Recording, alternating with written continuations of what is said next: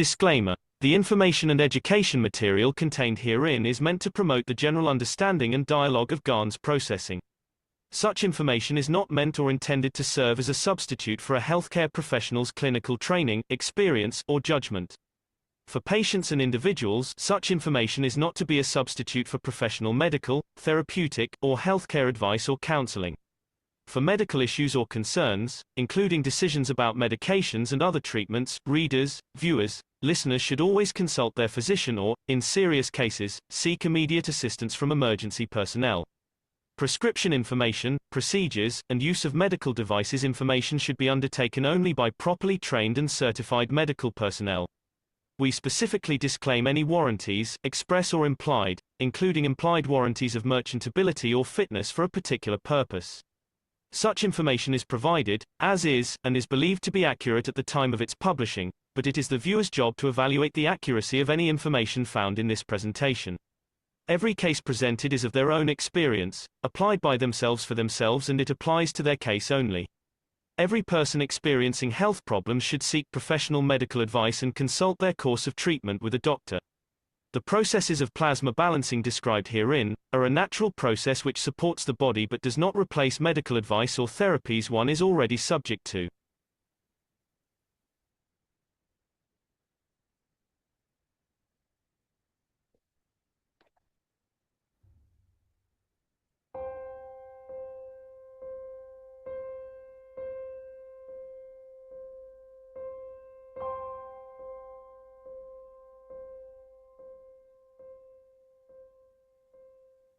I hope I open your eyes to the dimension of life. Life as a holistic life of your soul, which is part of the structure of the universe, not life as part of the physicality, which is part of the structure of this planet. And then we understand what the next step be if we are not prejudiced, if we are not misguided, if we are not narrow-minded, just to keep to understand what is here and leave the rest to my soul when I'm gone. Then you find out you have a lot to learn to get to that point. I hope, as usual, I open another door, a crack in the wall, that it brings down all the misguided understanding of the past, and you become to enlighten yourself. If you listen, which is beautiful every time I hear it, to the disclaimer of every teaching, embedded in it, in the word of it, in the ethos of it, it keeps on telling you, this is individual cases. It's your job to investigate independently, to peer review if what they did suits me, if it's correct to me. It's not just for your illness, it's for the illness of your mind, your understanding of your own world of creation. And then you understand, even each intro gives you what I call independently, you decide. Does this fit me? Do I understand it where I missed? And does it go according to my intelligence? This is why we never have a peer review, because in the word of the disclaimer, it's your job to investigate to your understanding, and it befits you.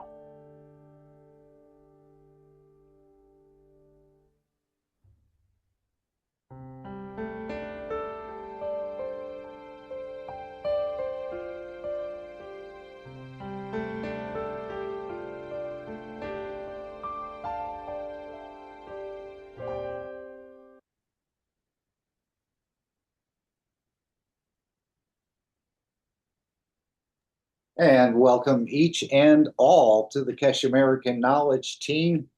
It is August 2nd, 2026. And of course, today is Mr. Keshe's birthday. So we're going to try and have a little virtual birthday party based off of what the Brazilian team has offered. And they offer birthdays many times.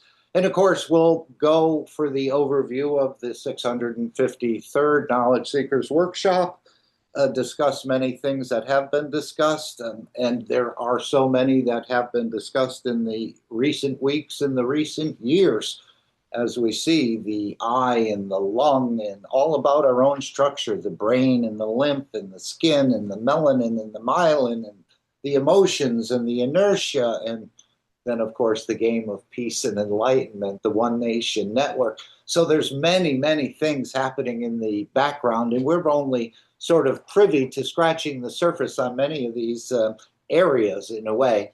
But of course, it's all about finding out about peace within yourself and then the others afterwards. So we're trying to make a peaceful man out of the man. And as he says, you become to enlighten yourself.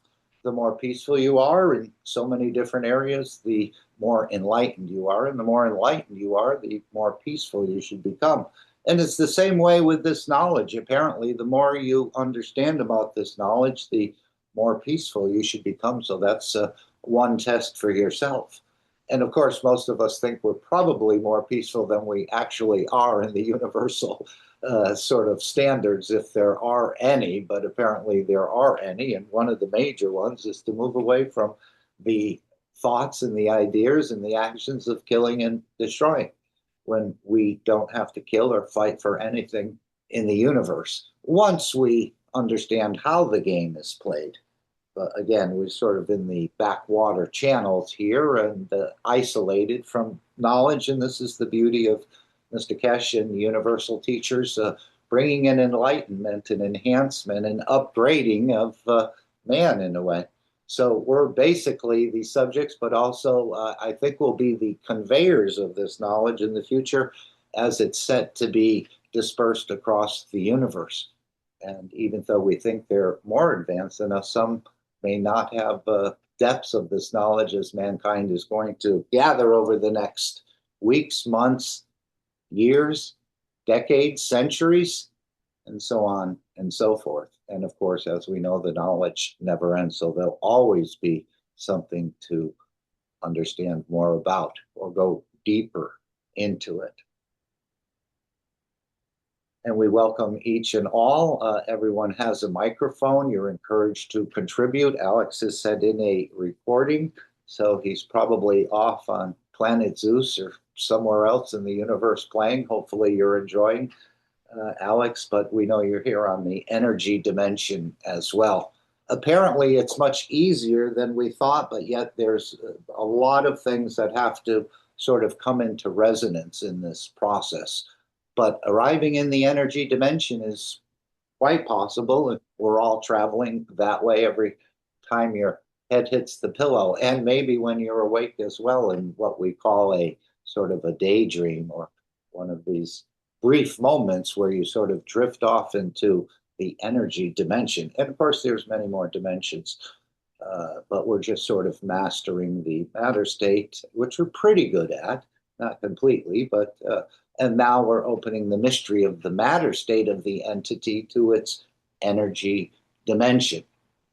So, but again, it's for you to open it up and explore it. And how can I sense your emotions when I'm learning about my own, or how they interact with the lymph and so on? And so that's why I think he's been using the magravs and other tools. We use the matter state to reach the level of understanding of the soul of the man. And many people are starting to trust in themselves, or believe in themselves, or understand that they are made in the image of the Creator, which much greater capabilities out of the matter state, but we haven't fully understood it. And of course, it's been discouraged in the medical field, in the university field, and scientific field, and so on. But I think this consciousness aspect is coming back around full circle. As he said, we can take our consciousness across the universe without moving any of the physicality. And again, that universe is probably right between your two ears. What we see in the depths of the universe, we see in the depths of the soul of the man. So we can all create these sort of conditions where, again, your bones, your physicality is not there, but it sure feels like it is. It's you as you in the energy dimension. So we're thankful for this. This is where the universal community operates.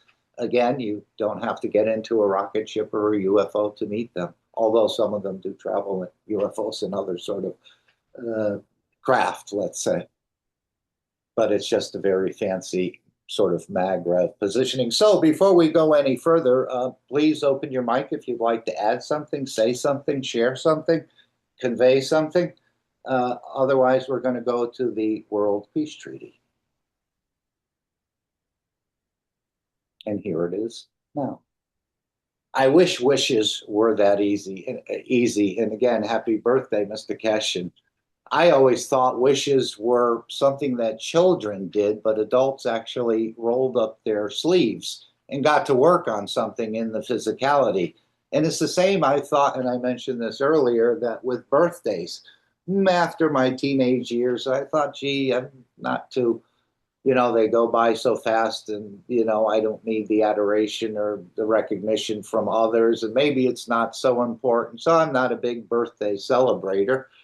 And of course, Mr. Keshe, walking on this planet for thousands of years, I'm sure he's had many, many birthdays, or maybe some unrecognized if he took other positions. So I thought birthdays, like the wish, was just for children, but maybe I was wrong about the wish, so perhaps I could be wrong about the idea of celebration of a birthday or the creation of a new soul in the universe. As he said, once a soul is created, it's sacrosanct, it cannot be destroyed. But apparently there's something in the patent showing that there is a type of Faraday cage, very hard to build. He said it would never be used. But interestingly enough, a few workshops ago, he said, I just can't let you go out into space because some of you may lose your souls. Now, exactly what he was referring to there, I'm not sure. Or maybe lose it by being captured by another entity and becoming part of their universe by your agreement, but also by your lack of knowledge of who you are in the universe until you learn more. So this is the World Peace Treaty. Again, it's a treaty or an agreement between you and your soul first, and then the others. We always want to take the mote out of the other person's eye, but we don't like to remove the camel in our own eye. I think that's was stated in some of the holy books, or at least some of the Christian books. Again, this is grandma's chat for the most part. Would anyone like to read the World Peace Treaty if you're enamored with peace and freedom and sharing a part and delivering this? Of course, I thought it could be brought through the political world with better ideas, with better policies, but that sort of is like a rigged casino or something where you just can't win much in that dimension. So even with better policies for peace and development, it hasn't moved that way. So we're not operating really in the matter state to bring it, although we are collaborating with governments and trying to get people and governments to work together. But we're bringing the peace through the dimension of the wish, again, which I never sort of believed in. I thought that was a little hokey. But now we're bringing the manifestation of the peace through the collective awareness by people giving to this process. And of course, we have a section in the program we refer to as creating the dome of peace, which we'll get to later.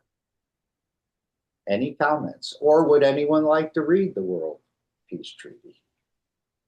Probably open your mic and step forward if you love peace and freedom and kindness and wellness.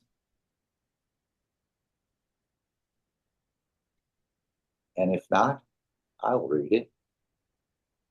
So you can find this on most of the search engines.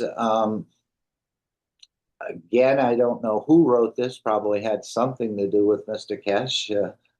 Where it came from, I don't know. It's a very simple document, but yet profound document. And when he says we will not incite war or develop or use any tools of war on this planet, so let's say in the matter state, or in space, which I refer to as the energy dimension. So I'll read it. We, as citizens of the earth from this moment on, except to lay down all tools of aggression and war. We shall never think about getting involved or incite war or develop or use any tools of war on this planet or in space. And to this we all agree and swear with our, and you could delete as appropriate, our nation, our territory, our council, our religion, our city, our town, our body, and our soul. Simply put your name, signature, again on behalf of your nation, your territory, your council, religion, whatever you'd like to put in there in a way, and then have it witnessed. And after signing this treaty, be proud to display this certificate wherever you consider being important to you, that everyone can see and know your ethos to fellow men and the mankind and other created beauties of the Creator.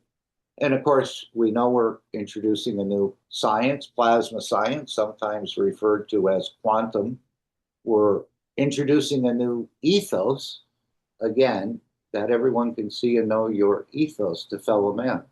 This is the idea of sharing. This is the idea of the stronger feeding the weaker, bringing them up to their level and so on. Not only in the physicality, but in the dimension of energy. And then, of course, a new language, and this is the language of love and the language of peace, which we'll see more and more of this being manifested over time. So we encourage you. This is part of the collaboration. If I was to go to the Keshe Coin Constitution, maybe I'll just click and people can read it. I'm not sure if this is in the public domain, but I'm sure it's not going to change if it is. We'll just click through these pages if we can, and you can sort of peruse it. I'm not going to put the whole 23 pages or even this, but we're just going to click through this, and you'll see at the end of this that you will arrive at the document that I just read. And of course, this document was offered to the world leaders in exchange for advanced technologies a quarter century or more ago. But they were not ready to pledge their nations to peace. So we as nationals are sort of picking up that idea and carrying it forward. Now, here, Annex A, World Peace Treaty. And again, to collaborate with the Keshe Foundation, whether you're a researcher, to go further, you can research as much as you'd like on your own, but in collaboration and having one of these research centers or rooms, you're going to have to sign the World Peace Treaty and maybe re-sign it every year. I think this is going to be part of getting the Keshe coins, that every year you will sort of reconfirm your ethos to peace. This doesn't mean you're an angel. I don't know anyone in the Keshe Foundation who's an angel. But this means you want to become more peaceful. Remember, you want to do something, you make that sort of idea first or create that wish. I wish I could go to the moon. I wish I could go to China or whatever. So you start with that. So this is the World Peace Treaty. Find it on any search engine. Find it on the Keshe Foundation. And it is sort of a reactor that you've set up between the soul of physicality, which we refer to as the lion, and the lamb, which we refer to as the soul of the man. And this is where the creator sits, as I understand it. So any collaboration, research, manufacturer, you want to add the Keshe plasma technology to your existing product line. World Peace Treaty is up front before further collaboration takes place. And I think that'll apply to all those working in and around the Keshe Foundation, as most of the people, if they do actually have a physical space city where people can actually live and work in, I would think everyone in that space city, you would know that they have signed and are working towards peace within themselves and peace across the universe, even though we know it as generally a peaceful place in the universe. However, there are civilizations like Earth, souls who have left from here or other planets who are just starting to discover fire, just starting to make weapons, again, isolated and away from the universal community. And they sort of need this in the same way we've needed it, because we see what this greed and other things creates. Any comments from anyone? So that's the Keshe Coin Constitution. So as I said, let's virtually, again, in the dimension of energy, we're not going to have a physical cake here. And Mr. Keshe is not going to be here unless he just happens to pop in as Susie or something. I don't know. Sometimes he comes undercover, but normally he comes in just as a knowledge seeker. But I haven't invited him and I'm not expecting him. So let's go to what the Brazilians have created as a beautiful offering. And we have a number of things. I'm just finding, let's make sure here. I think we have it set up. And then we'll go right into the coin video. There's about 6 coin videos, some touching or representing older citizens, some representing children, some representing governments, and so on, and individuals as well. So we will listen to the birthday celebration. We'll have a pause if you'd like to make any comments or wishes for the foundation and so on. And then we'll go into the coin video that was played in the last workshop. But if anyone has any comments, please open your mic. Remember, no one's wrong and no one's 100% right. And guaranteed you understand more of this knowledge than I do, because I only understand 1/billionth of 1/billionth of 1/billionth of 1%. Or should I add in another billionth to make it even smaller? But we're growing into it, and we certainly know much, much more than before we arrived at the Keshe Foundation or have been touched by this knowledge-seeking sort of energy, let's say. If there are no comments, we will listen to this portion here. Okay, thank you, Mr. Keshe. All right, we will have a break here. I have actually 2 videos to play. One is the Keshe coin, and one is a tribute to Mr. Keshe's birthday, which is coming up in, what, 3 days here, or 3 or 4 days. So that's a tribute from the Brazilian community. And so maybe I'll play the Keshe coin video first, Mr. Keshe, and then we'll play the birthday tribute. Does that sound okay? The surprise one is good, no problem. Thank you very much to the Brazilian community, and thank you very much for all love and care. So you think I should just play that one, the birthday one? Either way, you surprise me, you can do what you like. When you told me this morning, it's your decision. Thank you very much. Well, perhaps we'll play that, and if you want me to play the Keshe coin later, we'll do that as well. Keshe coin is more important. Thank you very much. Yes, but it's our tradition here to acknowledge your birthday. It seems we do it every year, and as you mentioned earlier, the years seem to be coming by quicker and quicker as we get older. It's not hard to envision being 600 years old if the years go by this fast. We've done many hundreds, so this is another one. Yes. Okay, so this again is a tribute to Mr. Keshe's birthday from the Brazilian community.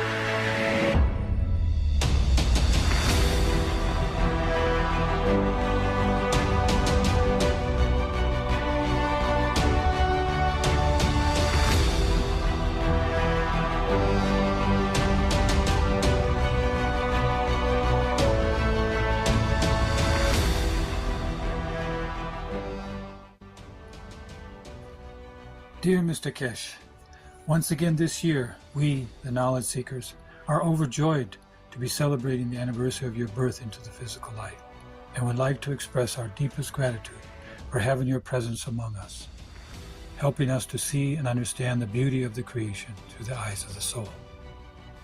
We are eternally grateful to have met you during this noble mission of bringing peace and harmony to all beings on this planet and beyond, sharing the knowledge of the universe and transforming lives. Thank you very much, Mr. Keshe, for accepting to guide humanity with such love so that we may learn to live by the ethos of the Creator. I show the tools of the flight. You can fly. To fly with your soul and to fly without. We would also like to include in this tribute some of the wishes you have shared in the teachings over the years and hope that they will all come true. I hope the man will be kind to his own soul and see the kindness of the universe and the Creator. I hope mankind will not look for wealth anymore, but look for peace and knowledge. I hope the words not only understood by the ears and the brain of the man, but is heard through the soul of the man too, and that he matures to new levels and enlightens the others to be able to see. I hope, and my sincere wish is, the soul of the man will accept this time the gift of Mitra, and with it elevate the rest of the souls for the time, place, and position.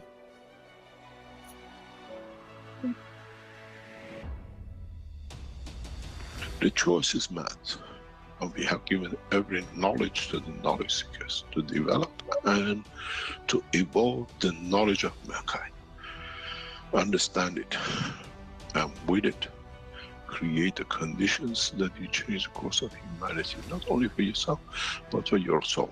That through that elevation, your soul might be part of the soul to come, to change the course of the universe, as to change such a vast fields of the Creator needs a strong soul.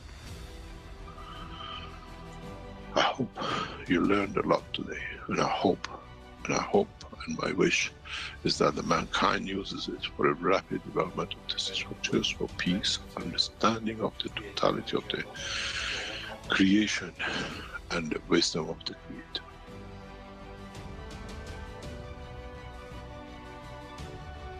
Our hope is that we may accompany you on this journey and support this mission for many years to come. May the joy and gratitude of all knowledge seekers reach your heart. On behalf of the Keshe Foundation communities on this planet, we wish you a happy birthday.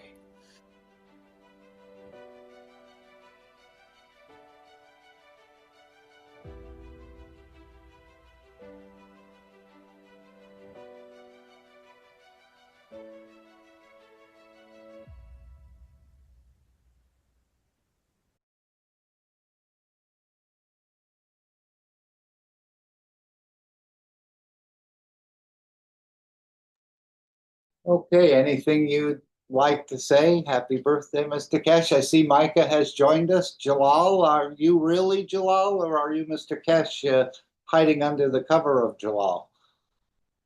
Welcome.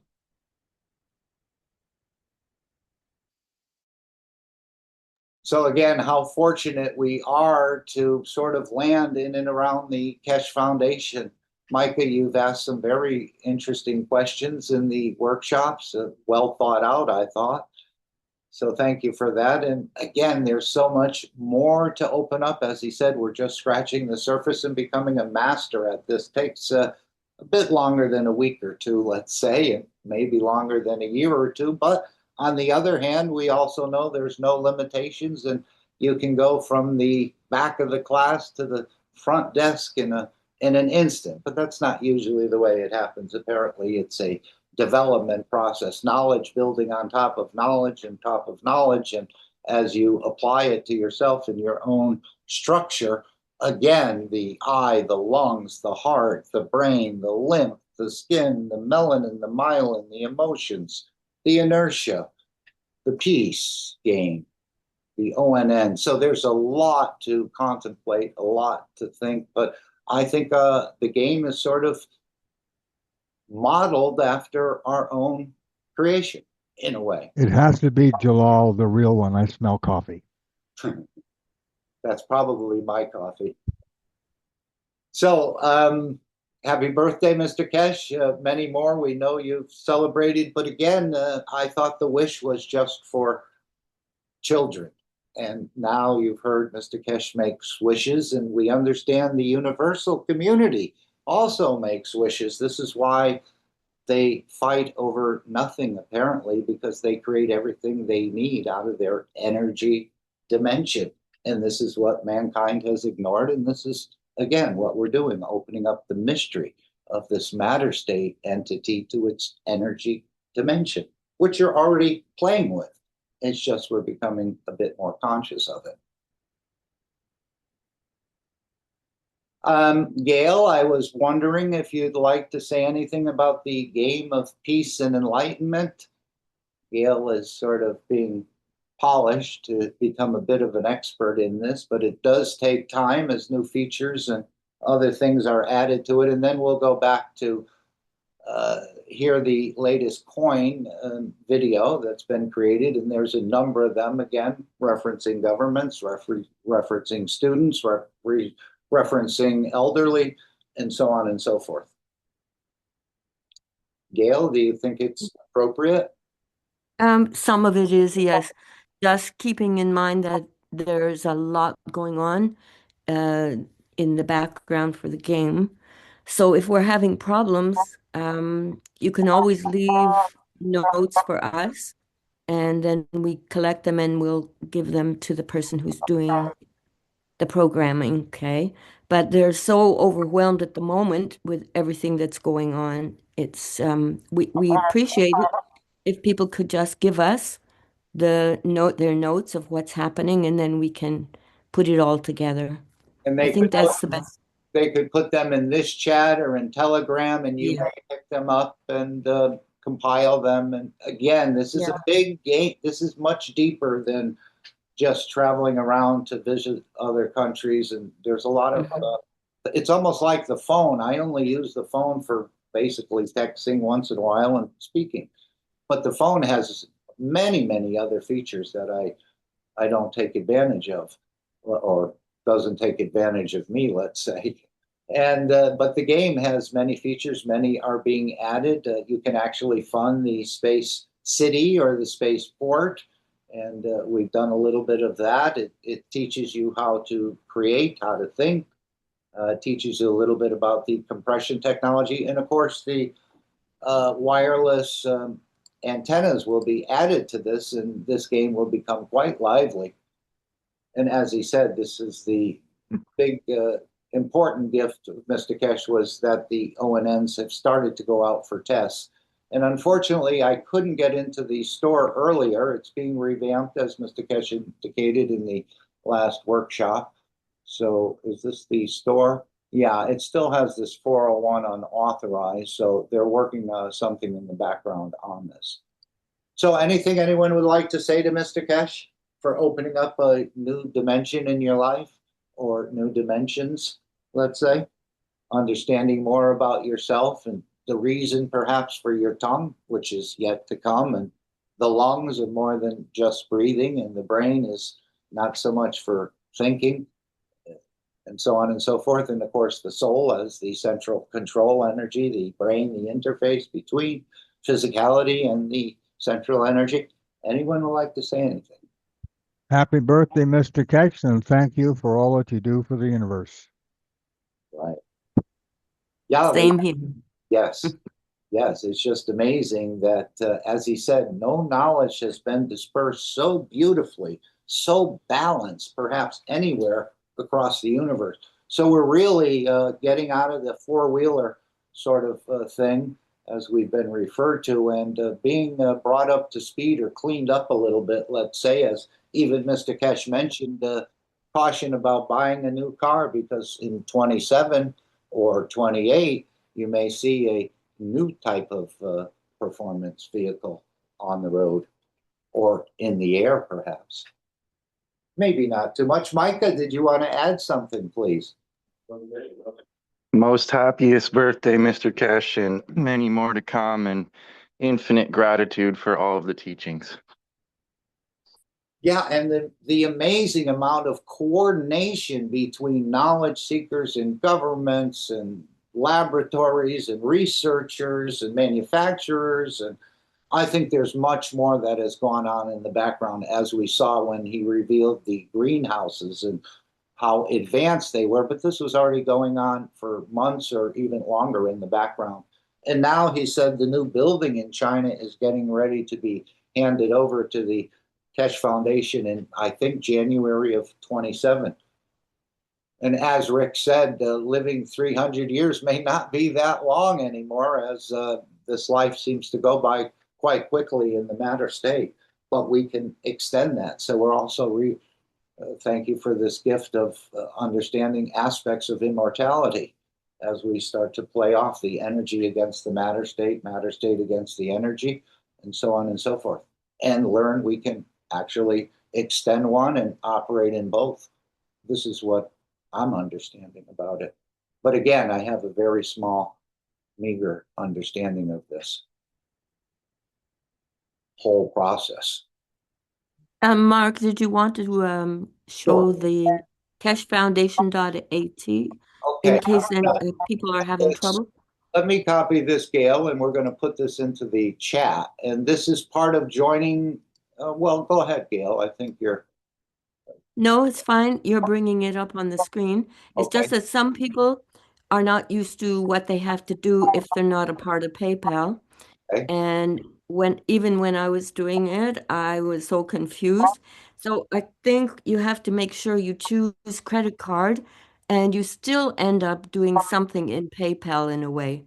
So that's part of the confusion.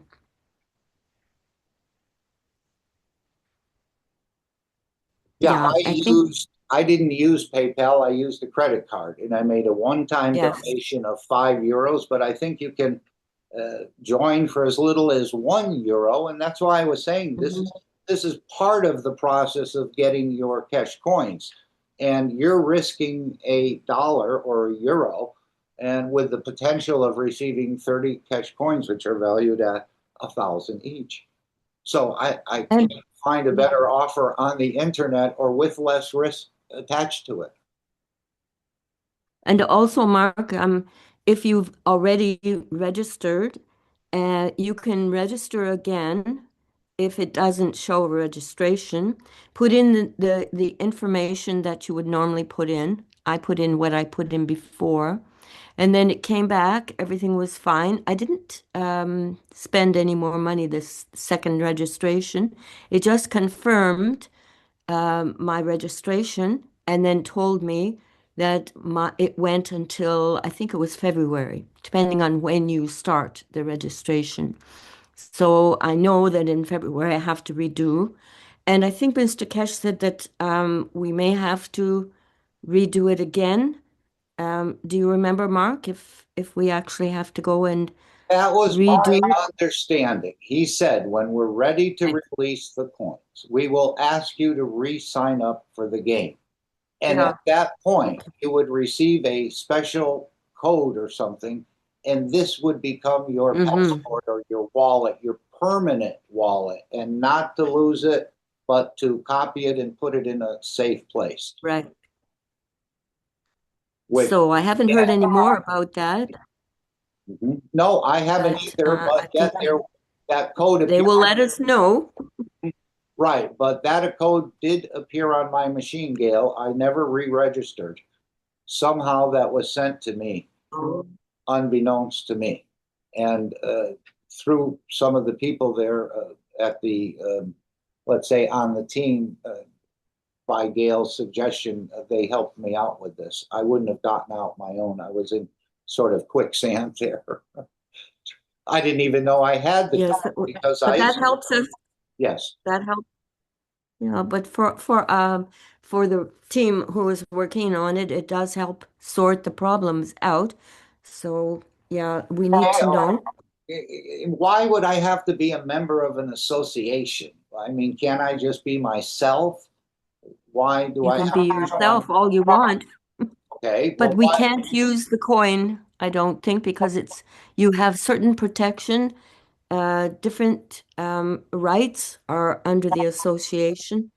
And without that, I don't think you can interact with the government because it will work with the laws of your country, the legal laws of the country. So you really need to be a member in order to take part in receiving your coins and in spending them, as I understand it. So if I wanted to buy something like you were mentioning, mats, grass mats that people make and adding the technology to it, and if you were to accept a cash coin from me for articles that you're manufacturing or selling, if I wasn't a member of the association, I wouldn't be able to, again, this is an internal coin to the cash, I wouldn't be able to purchase from you unless I converted Yeah. money into your money. Is that the idea? Well, I don't know how that one is going to work. He did say that they can create something that you can use to I don't know if you would say barter, but it would be more like the money that people are using now. But that will come to an end, once the coin is used. And also members, you have to be a member of a country. Let's say you're in another country and you have a company and you want to work with the Keshe Foundation, so you have to be a part of that association. And then, yeah, because they're going to be looking after that coin to make sure nobody misuses it. And then Also, I would suggest maybe an easier way to understand it is that Mr. Keshe negotiates with governments and those types of entities for the association. That was much less work than trying to do it for each individual member. So because we're members, then everything that has been negotiated for the association applies to each individual. But didn't he say we had to replicate this association in our own nations for people in the nations to use the cash coin? But he said an exact copy, a duplicate, but just tailored to specific rules or regulations that in your country that may not sit right with the whatever the Austrian one is. Right, because each country may not agree with whoever the United Nations or whoever he negotiates with. Okay. So then it's only 90 some countries, instead of thousands of individuals. And then these individual associations or national associations, as I understand it, will be linked together as one association. Right. But then each national association, like for instance with taxes, those may be different rules for each one. So that's why it has to be. Good point. Excellent point. Yes, taxes definitely vary from nationality, country to country. Yeah. That's all. So, Gail, would you say this is the starting point here to join the club or is it, should we be joining the Enlightenment game first?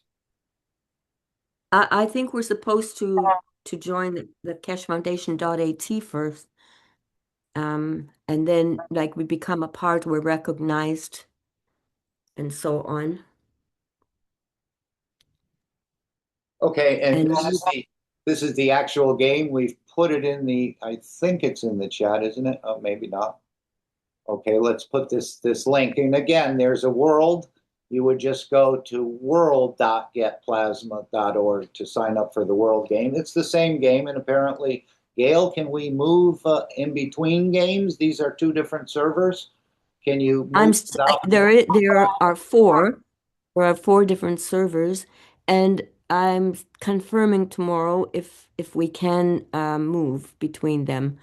We weren't able to get an answer any earlier.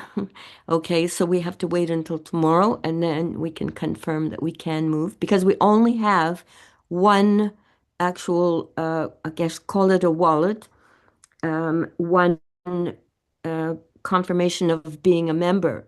So no matter which server you're on, you only have one thing to fill up, so to speak. And okay, so we're going to confirm.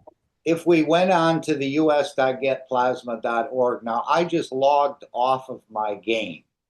I want to go back into my game, so I would choose log in if I wanted to right now go back into my game. But if you're coming here for the first time to play the game, you're going to sign up as a new player, Gail? Is that correct? Yes, yes. Can I Definitely. click this and be safe? I'm not a new player, but can I just click this to show what comes up?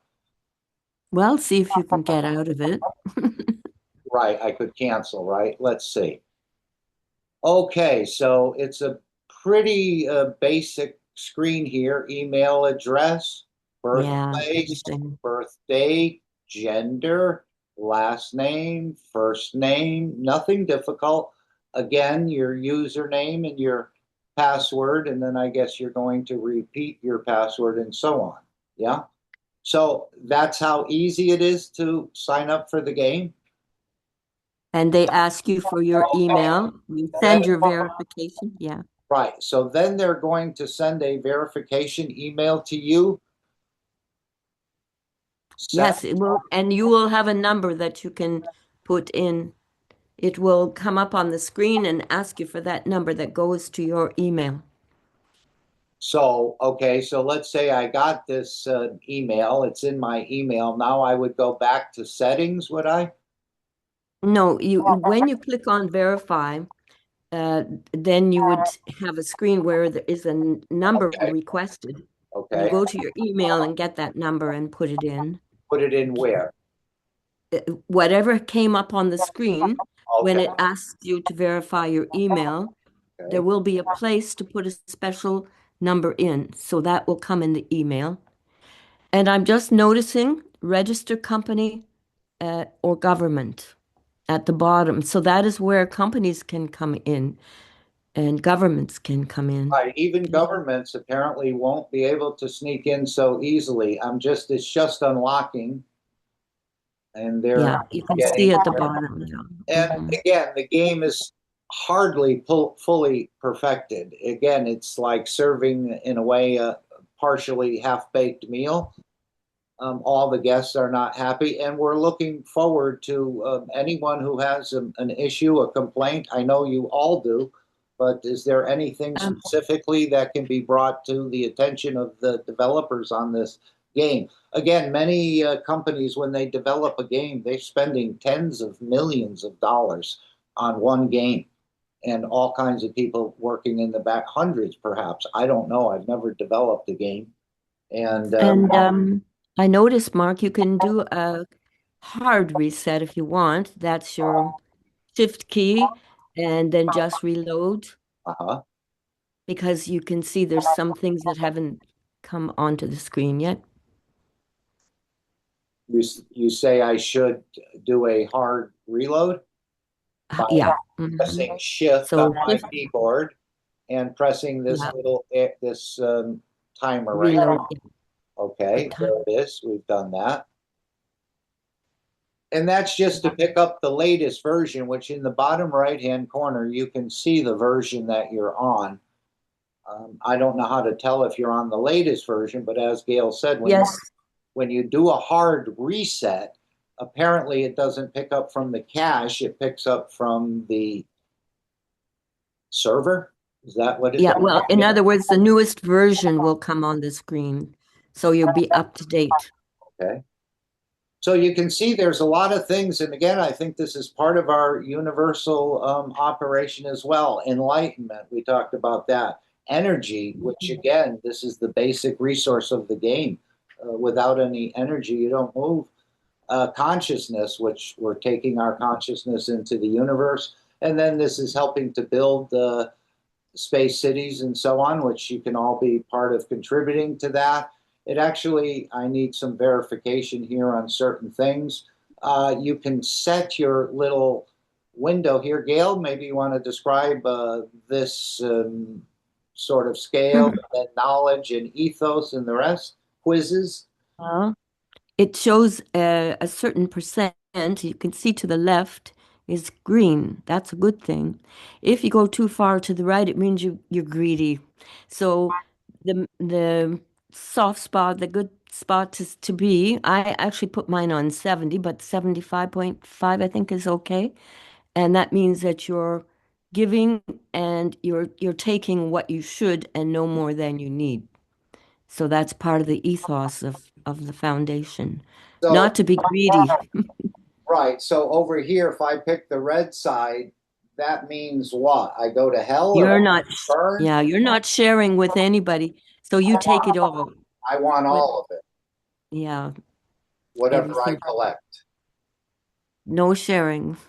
If I And my scale down to this end, which 51% is the lowest you can go or the most you can get, yes. I understand it. What does that mean? I get to lay in the green grass? And it's interesting because we talk about hydrogen and it's you're not supposed to give away more no more than 49% because if you do, it's like our plasmas. If some of our drawings, I don't have one handy, but it means that we would decay the plasma, and so you don't want to do that. You want to still keep everything going in a good way. So sharing halfway is the way to go.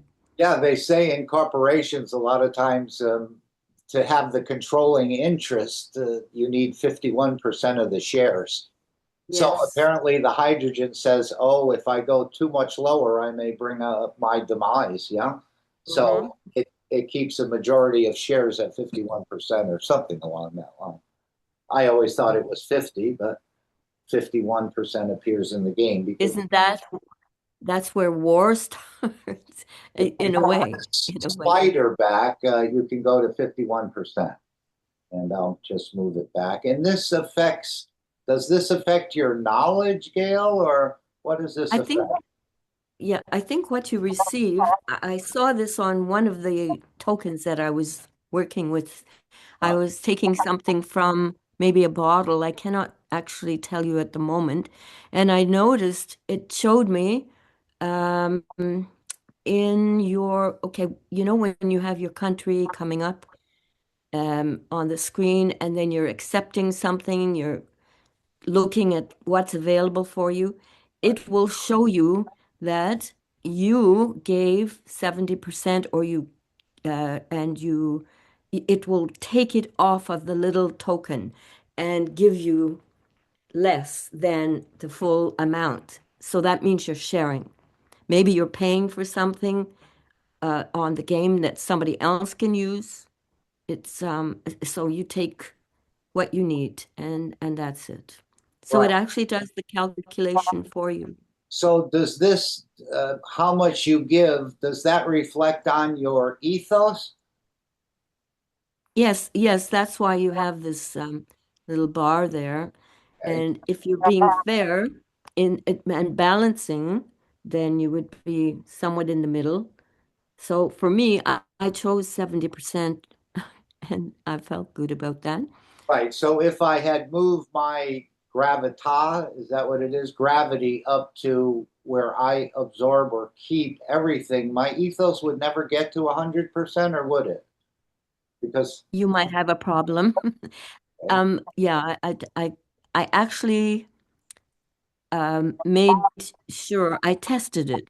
So I went to the right to see how did it work. And I haven't done it in the last little while, so I don't know if there have been any changes.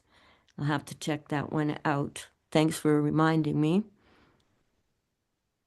and Yeah, so again, it's there's a quiz that you could take just to keep the mind a bit sharper. And apparently, there'll be 1,000 questions taken out of the Knowledge Seekers Workshop when they get to that level.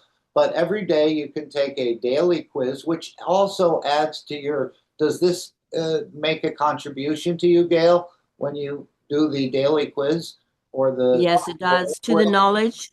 It gives to the knowledge. Yeah, not a huge amount. Wisdom, your little W, when you collect W's, then that adds on to your knowledge. And I understand it affects your consciousness as well, because every day this consciousness seems to go from 100% down to 90%.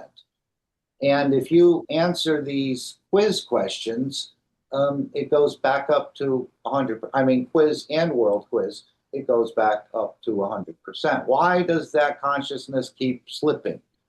I know Rick said he didn't play for a number of days and his consciousness was down to 50% or less. Yes, you have to play daily. And also, when you look into your inventory, you'll see where you can get a diamond and a lightning flash. And just to add, Gail, another way to bring up your consciousness is to go to your inventory, as she was just referring to, and use a book of meditation to bring up your consciousness. That's another way, and I've done that before, as well as answering the quiz. But Mosfeq, didn't you say there was a third way? Was it just resetting the game, or was there something else? Maybe not. So go ahead, Gail. Yes, I did. No, I was looking. You have 2 diamonds, Mark. I have 2 diamonds, and what the diamond here, it says diamond jump to country 24 hours. That apparently means that you can go from country to country. It lasts 24 hours, so this should bring up my levels. As you can see, I'm only in level 3. I've only visited 28 countries 8 times. You have to visit 195 countries 8 times to sort of, that's one of the pre-requirements to move out of level 2. And then the earning apparently of the coin really starts. And the diamond has, particularly, you won't use your energy. So it's or plasmas. So it's a good thing to use your diamond in those 24 hours to get your countries done. Right. I was thinking, I think there'll still be a cooldown because I have no flashes. That's just the period that you have to wait before you can actually fully move on or collect your there is sometimes. So there's no flash here. So what I've been thinking is once I decide when to use this 24-hour diamond, I am going to visit all the countries that have no resources. If there's no resources, I'll still get credit for visiting the country, but there'll be no cooldown period. Because it says if you flashes. Go ahead.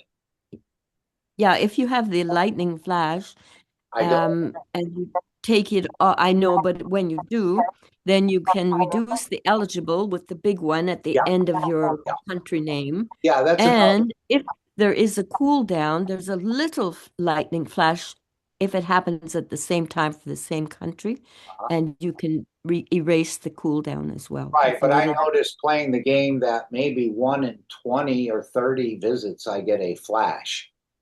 Oh, it's supposed to be 1 in 3.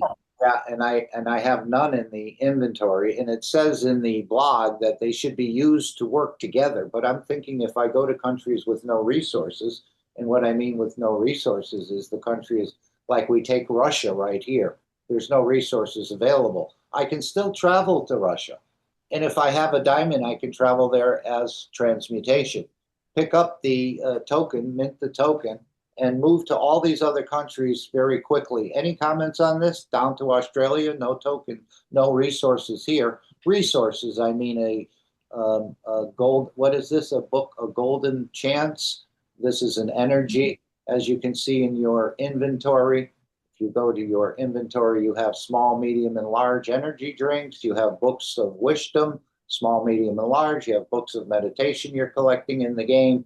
You actually have energy regen, which doubles the recovery of your energy. As you're using the energy in the game, it recovers maybe a point every 5 minutes, but by using one of these bottles, which one lasts 6 hours, one lasts 12 hours, one lasts 24, your energy is doubled, the reproduction of the energy for your system. And did you mention the number of visits when every day you get a pick-me-up, a PMU? So make sure you pick it up, and every 10th PMU you will get a diamond, and every 3 PMUs you're supposed to get the lightning. Gail, if you would, could you go through what these things here, 0 KC, 400 MKC, this, what do all these things mean? It's like flying an aircraft or something. And I think they're going to be... Well, that golden page of yours is giving you scrolls, okay, secret rolls. and that will allow you to travel with your plasmas. Okay, now on the very left side, you'll see KC, and Mark has no cash coins of his own, and the server is prepared to give 400 M cash coin. So that's a part of a cash coin. But we're actually not, most of us are not using that yet. That's something for the future. So those two on the left, there will be's. And the next one is what you have earned out of the server CCs. Okay. So they set aside 2,66 something else CCs, and we earn on our game. Mark has got 1.8 or 6 MCCs. So his is adding up, and he's taking it from that server on the right hand of it. But still, Gail, at level 3, what I've collected is basically dust. Well, no, it's getting more than dust. It's getting up there. Right. Because It's not that valuable, is it? I mean, if you lost $1, are you gonna, rip your hair out? No, it's not that bad. No. It's very tiny. But when you get to level 4, I think one of the administrators was saying this is where you will start to earn like 4 cents a visit, and then level 5 is 40 cents a visit, or whatever part of a cash coin. So, Gail, do you want to tell us why they need verification when you move from level 3 to level 4? Apparently, people are playing with bots. Bots, yeah, they're very fast. So they can take the money if you're earning. They can do it very, very quickly. It's unfortunate. These are just some unscrupulous hackers that, again, want to get something for free. And for me, when I'm using the treasure chest here with the blue pulsing circle around it, I was really surprised that I didn't start it right away, because we have 2 hours from from the time it comes on. But I found that if I was very quick and I saw one coming, I usually got what was inside the treasure chest. But if maybe there was 20 minutes or something, and then I would go in, even though I had 2 hours, it would be gone. Not all the time. So there were some unscrupulous people who were using bots, and they were getting quite a few items. Okay. I'll comment here. Please. What you see on the screen is not what is there. That is the fundamental issue right now in the game. The screen is not being, the screen update is completely not right. Okay. And what you see, this is really the crux of the situation. In a way, it's how do you play a game when what's in the screen is not what is there? So do you think it's the time, Moshfegh? There is an implementation issue. It wasn't there in beta. It wasn't there even in the early phase of this team, and now it's there. So this has to be addressed. And anybody, any young kid, anybody who has, I played a game in 1991 over the internet, which didn't have this problem. And that was how many years back? A long time. So let's say we have to fix this immediately. None of the game players, young kids, will play this game if this is the situation. I can guarantee you. And I know a few of them, and who were playing it, they stopped playing completely. And this is it's like that's what they're saying. Tell me, and I'm not talking about me. I'm talking about people who play games. Give them a bicycle with 2 flat tires. Are they going to play with it? Yeah, no. Mark, here, yes, they do. They have no tires, no brakes, and just the rims, and they go flying down the hill. Yeah, but if they find a bicycle next to it which doesn't have that issue, they'll get to get on. Right. So, well, but this is, I'm telling you, this is not This is not, this cannot, you go to this, you're saying that you're attributing it to some AI hacker or some AI bots. The explanation is much simpler than that. It is none of those. The implementation is incorrect. That's all. So they have to iron it out. Yeah, well, it's not ironing out. This is an immediate necessity because I was telling people about the game. Now I have stopped telling them. I haven't. I know a few people who would want to get on the game, but I mean, it won't be a sort of a good experience. I mean, a basic good experience in terms of game. And I'm not talking about something very outlandish. This is fundamental. This is not something you can compromise on. Now, Mosvek, is this why you've reduced your eating as a form of protest of the game not being complete? Well, that's gone on a hunger strike until the game is fixed. Yeah, well, I mean, I could add that tag to my not eating practices. Yes, that's a new addition to it.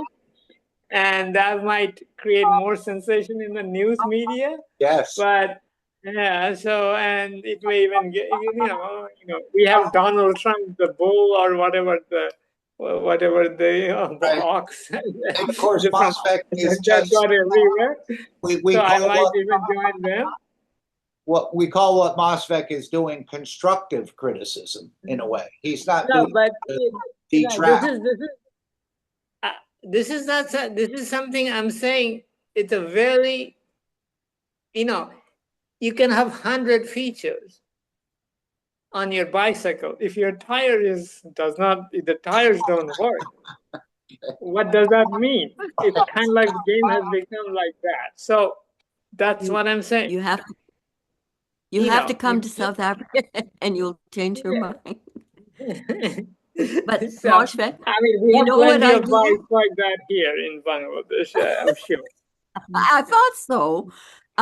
You know what I say to the kids? I say, look, you're going to have to help us because we're in the middle of making the game to work. So you will be helping but us. It's even before that. It's not that you have to ask a kid to help you. So if the kid can't get on the bike, how can he help you? I don't know. That's what I'm talking about. He has to get on the bike to ride it and say, well, I mean, the tires need to be thicker or whatever. Like this, Mosvek. Let's say, and this happened on bicycles that I had where you couldn't, or the nut was stripped to tighten the handlebars. So every time as you're riding the bike, you kind of had to hold them in position. And that's, in a way, we're still playing the game, but it's not flawless. That's for sure. I'm not talking about it's flawless or it's flawed. What I'm talking about, a fundamental aspect of game playing has to be there. It's not like, I'm talking about something that's something new or something that's sophisticated. It was there from the very beginning of game playing in computer. And I'm talking about in the early 80s. And this cannot be compromised. See, I'm not talking about something that's outlandish or anything. What you see on the screen has to be what you interact with. And that's not there. It's intermittent for me. It's not, somebody comes somewhere on the internet and gets a resource, whatever that, a bottle or ammo or whatever. Okay. And it doesn't go away. What is that? The whole internet protocols that were developed in the 80s were to allow some of these things to happen properly. And this doesn't happen in this game. I know I clicked on something, not the ritual circle, but the plasma cloud, and I waited, and then near the end, or it finally said server not found, and the whole thing disappeared. Is that what you're sort of referring to? I never got any extra plasmas for the plasma cloud. Yeah, whatever is on the screen is not, many things on the screens are not there. You have to refresh. They're illusions. When you refresh the screen, yes, it comes, things are updated. But after the refresh, things don't change unless you click on it, then you see that change. Right. But other people making changes as they interact with the game is not reflected on your screen. I think that was well voiced. That's not a network game. If you are to make a network game, this has to, other people playing the game elsewhere has to have their effects shown on your screen. Oh. This is very basic. I mean, I'm not talking about anything else. No, Mr. Keshe asked for this. He asked for what you don't like or what could be improved, and I'm sure that we'll hear this. It has nothing to do with liking or disliking. This is fundamental of gameplay. This is not liking or disliking. This is, no game can be played properly if what you're showing on the screen is not what it is. This is fundamental of gameplay. I mean, I'm not a game writer or anything like that, but I know enough about computer world. This is a base feature. You cannot call it a game when it's not that. A network game. It can be called, you can play it on your own computer by yourself. Yeah, that works because nobody else is there.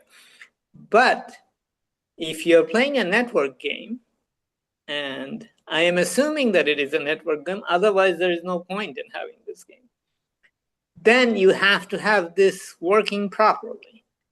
It was working properly in beta. It was working properly even in the early stage of this game when all the other things happened. But now it's not. And I was surprised, when I was interacting with the developer, let's say, and I was asked to refresh the screen to get an update. I said, why? And at that time, it didn't click in my mind. Why do I have to do this? Because that's not how you do games. It's very fundamental. I'm not exaggerating. I am talking about experience I had with games, internet games, back like, however, 90s, early 90s. That's 30 years back.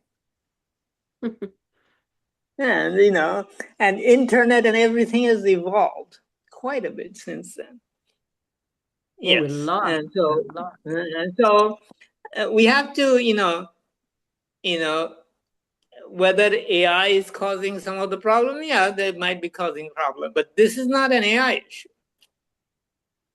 This is not an AI issue. Again, this is giving somebody has to do it. 12 to somebody 24 has to months. do it.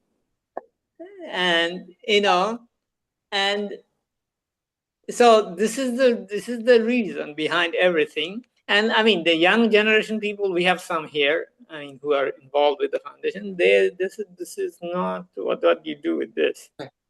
They're kind of like almost like stunned. Is this a game? Kind of, that's how they react to it now. No problem. So I mean, so this is. I'm not saying something very, and I mean, yes, it has complexities that needs to be sorted out and all those things. I'm not even going there.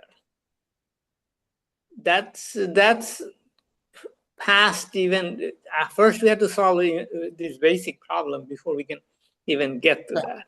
Good. I'm sure they're trying. Yeah. Well, so anyway, I'm not going to talk any more about it, but this has to be done. I just wanted to say that for me, I'm not exactly looking at what were, things going wrong with our bottles and stuff like that. I'm actually focused more on setting it up properly, like putting in our information and not putting something in the wrong place. I think that's all that we can do at the moment. And yeah, I can't. For example, I can't pay in the spaceport. I mean, there are issues, but I'm not that into right now. yes, see, that's an issue that needs to be solved and all that, but that's, a feature. Your bicycle as a horn. You can't even ride the bicycle. Do you need a horn? No, I had a bell. Yeah, something, horn, bell, whatever. So nowadays it's all electronic, But anyway, so let's this has to be fixed. I mean, I don't I don't play. I'm not a gamer. A design, Marshbeck. Huh? I believe I'm not a gamer person, but I have designed a lot of interactive things in my life, and let's just say, I mean, this is this doesn't fly in 1991. Right, especially gamers. But again, as Mr. Keshe said, give us 12 to 24 months to smooth it out. But again, but this has to be. You need Right. people to interact with the game for it to develop, and you don't have the basic things there. How do you want people to get involved? Right. This is my fundamental contention, is that you have to have the basics at least done so that people can start helping you. And they can't help you unless some of the basic things are there. Unless, let's say, you know a little bit about paint pan or patches and things, then you start to get interested in plasma science and so forth and so forth. Yeah. You have to have something to start with. And that's what I'm saying.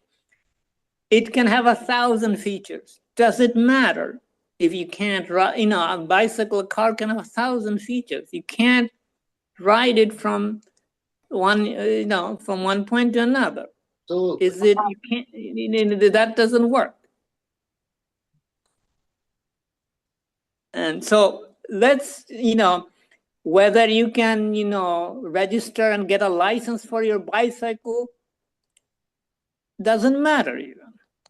You can get your license and your access, your key and all that, but this bicycle doesn't go anywhere. So Mosfek, what is the next step? Somebody has to fix this, and somebody has to fix this in a short period of time so that people can get engaged. That's it. I know about computer world, and so I have been in it, and this is not not going to work. It doesn't work as a game. That's all. So is it about a difference of opinion between different people about what it should be No, like? it's a fundamental aspect of gameplay on internet. Yeah. Network. This is a fundamental aspect that has to work in 1991. It has to work even now. So do you know if the developers are aware of that? I have talked about it enough everywhere. So, it has to go there at some point. If not, we'll see. We'll see. I mean, it will take time. It may take time, but it has its ramifications, so it's okay.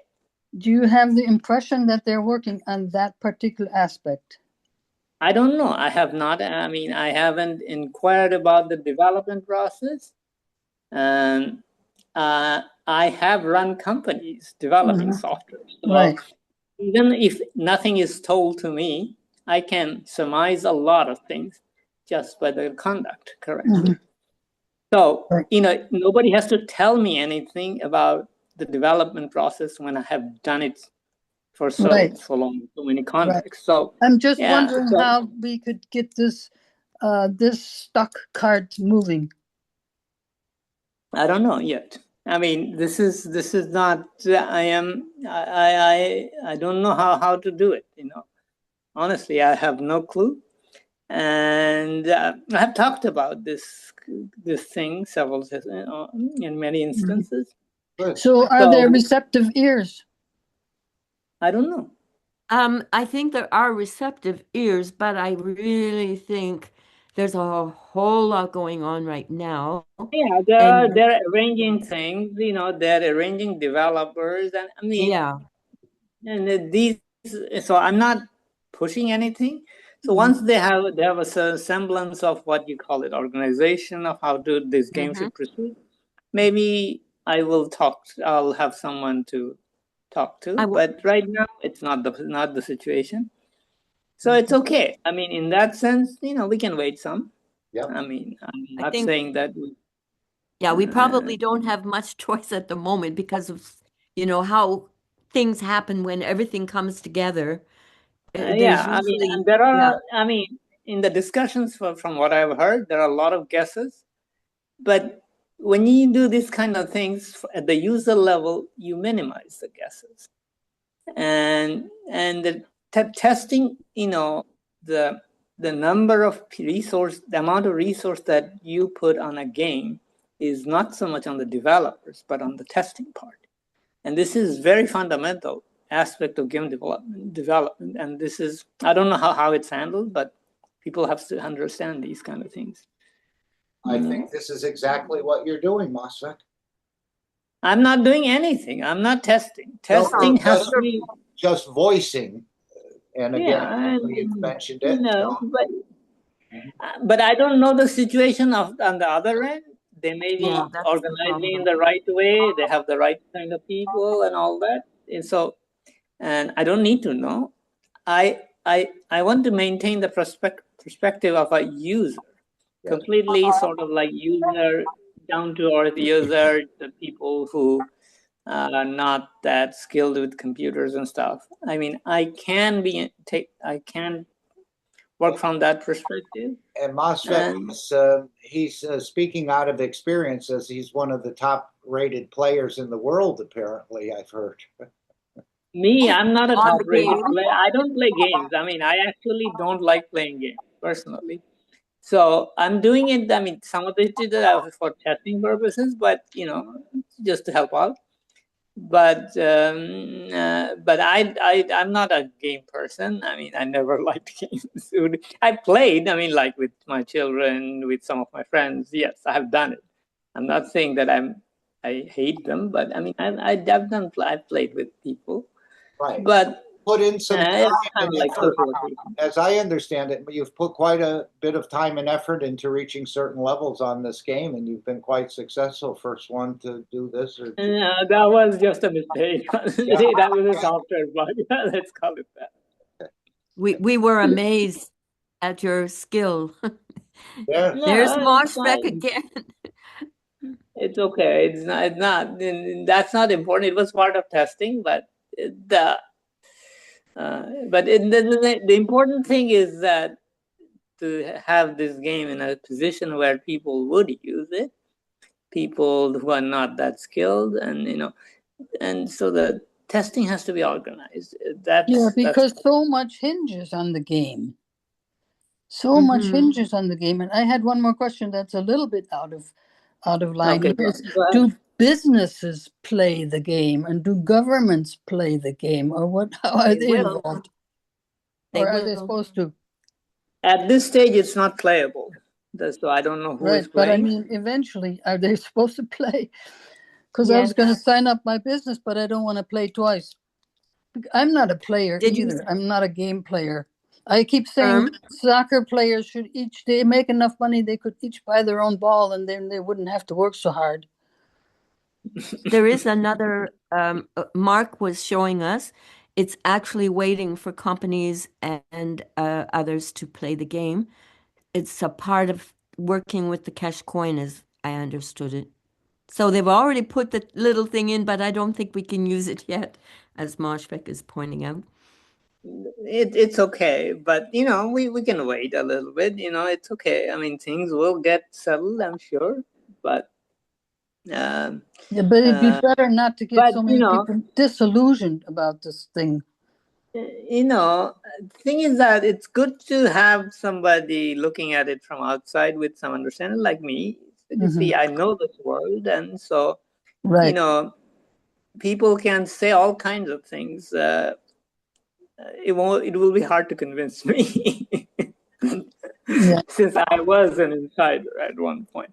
I was part of the open source movement in the software industry, and how you do open source development across the planet. So I have more experience than just companies, and so if you want to have this knowledge shared and developed by people all over the place, things have to be done in a there has to be a semblance of what you call it, organization, to have something of that scale, which is done planet-wide. Yeah, And thank you for your input. Thank you very much. It has been done. So it's not that people hasn't been successful doing it. They have done it. And most of the world's computer are now run on this, including what Google uses. And it was developed by students long ago. And over the years, it was refined, perfected. And now companies have abandoned their own systems, and it's the people, the system that everybody laughed at one point. So let's see, we may joke about, we may poke fun on this software right now, but in time it may become really good. So I was thinking about what Gail said. Thank you for that contribution, Mosfek. But in South Africa, maybe they don't even have a toy car to play with, and they take some old wire and they actually fashion it into the shape of a car, and then they somehow fashion it into the shape of the wheels, and then they push it with a stick or a wire, and it actually Yes, works. they do.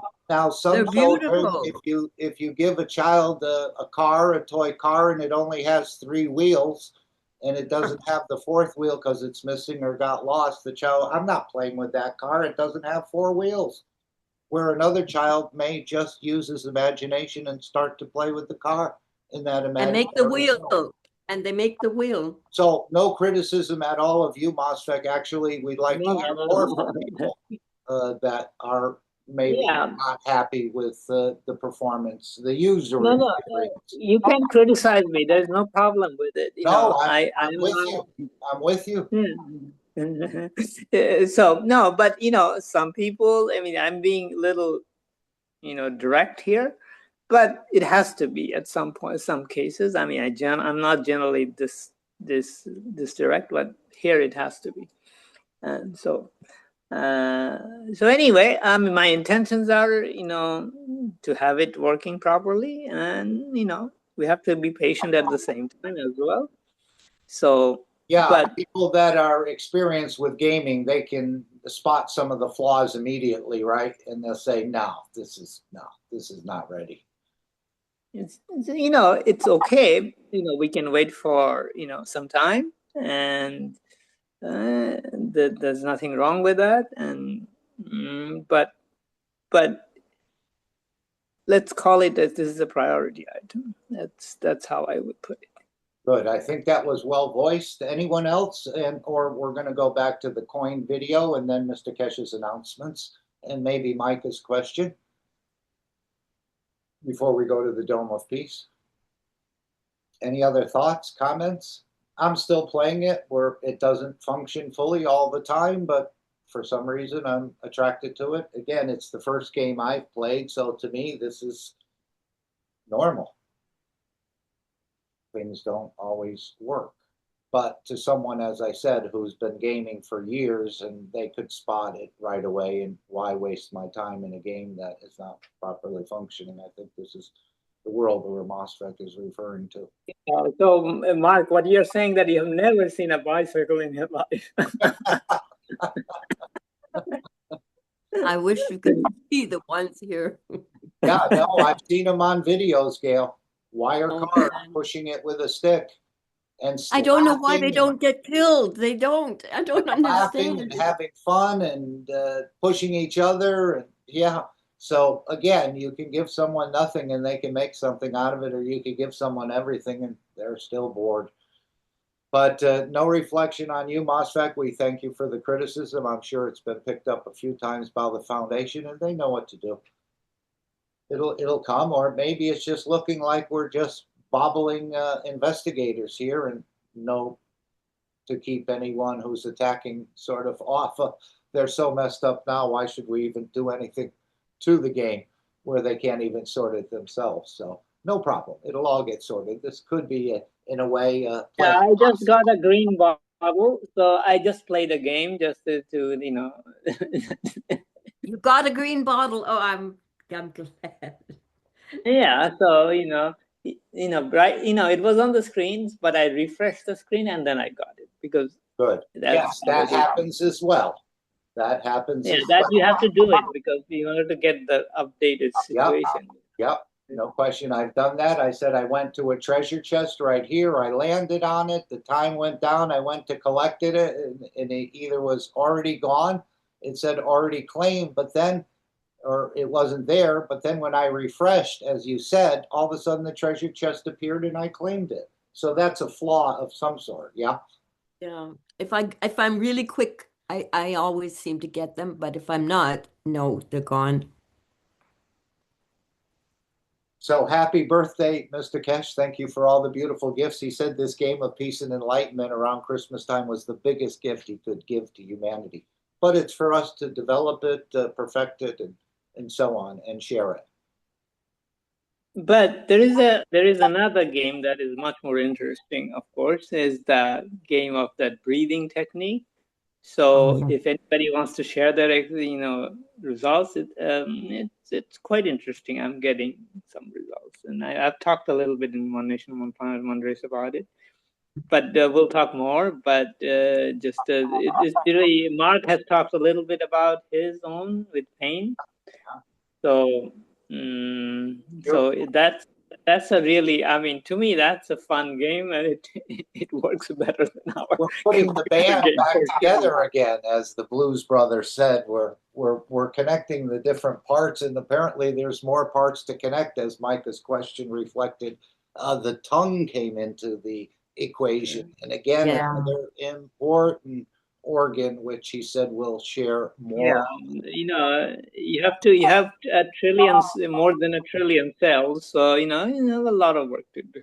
Yeah, yeah. And well, I'm a year and a half into beta testing for an automotive driving game, and when we feed back to the developers, they said allow us 1 to 2 months to make 1 or 2 changes. 1 to 2 months to 1 or 2 changes. Wow, that's long. And it's actually quite complicated because it's a driving game, and what they've done, they've scanned real roads. So when you do the real roads and different things, there's so many different adjustments, and you realize that everybody is driving on a different apparatus. One thing affects the other. So, Randy, was this 2 people on their kitchen table developing this game, or was this is a big time seller. I don't know how many. They've got 3 or 4 games already. They decided, okay, we're going to make a different version. You've been asking for it, and it's a rally version, where they drive on gravel roads and snow and stuff. Doesn't that sound strange, Randy, that it would take a team like this 2 months to make 1 change? Well, the thing is, 1 change. You have to realize that, let's say you've got 40 cars. So the physics of each car, how it relates to the gravel or the snow or the rain, that all has to be done in the coding. That's why it takes so long. It would be different if you had 1 car, but you've got, I think there's 30 cars in the game. Right. So each car they have to develop each, I don't know enough about computing, but I know that the coding has to be done for each different vehicle. So 1 change affects a lot of other things within a lot of other things. That has to be addressed. And then the thing, how they reward the beta testers is, once the final release of the game is done, we don't have to buy it because we've already contributed to it. Oh, nice. So I know what MOSFET's talking about all the changes, and and then people complain, and then they'll say, well, what were your settings? Did you change any of your settings? Because driving on ice and driving on dry pavement is totally different. So this is the whole thing. So it's quite different than this game because it's a different, there's different things. Right. But it does teach you patience. Right, absolutely. This is what we were asking Mr. Keshe in China about. We're ready to transmute, and he said, this is your biggest lack of knowledge in the you have to be, you're too impatient as knowledge seekers. And now, 2 years later, we're finding there's much, much more to create resonance and so on to do this. Emotions, inertia, as I said, the lung, the skin, the brain, the soul. And only you can sort of match these things up or create resonance depending on your credit card, I guess. We have multiple credit cards. Okay, so let's continue on. Many more, Mr. Keshe, in this cycle. And again, whether he'll stay or go, a number of times he said the creator will be stationed here. A number of times he said he had another bus to catch and that he was just roughing out everything and Mitra would bring it to completion or smooth it out, so to speak. So everything is sort of fluctuating. But again, I think Mr. Keshe will be here for a bit. And if your cycle is quite long, a bit could be quite long as well. So let's go into the new Keshe coin. This will become the effort of the man, and then playing in the game and so on will just become part of life. I see this as something that maybe in the future you can just step into the new space city or virtual space city and survive and even trade and flourish, hopefully. Flourish to the point, not that you'll get 10 Rolls Royces, but flourish to the point where your mind is free from having to worry about things in the matter state, accumulating them, as they'll be more or less provided for you. And then instead of going to see a movie at the movie theater, once the cosmic ray antennas, maybe I'd like to take an adventure to Mars for 3 hours in that what we call energy dimension, and then bring back and share. I think this is some of the things that will be added on once because travel obviously is part of this whole process as well, where you could enter into that energy dimension and explore Mars, come back and share what you experienced on Mars. The same way we share our understanding of the knowledge. So let's hear the coin. There's 6 coin videos. You can find them on the Keshe YouTube channel, Keshe Foundation Spaceship Institute on YouTube. And there's other websites as well, but this is where you'll find the latest of the coin videos, because this is what's going to make the life less harsh once we get it perfected and so on. As he said, this is not going to happen in one generation, perhaps. Maybe we'll see aspects of it, as he said. Maybe 27, 28 for the car and so on, we'll see. So this is the latest on the coin, and we're encouraging collaborations between governments and peoples. There'll be a bit of an interaction between Mr. Keshe and Rick. Thank you, Brazil team. Thank you, Mr. Keshe. Thank all universal teachers and all of us.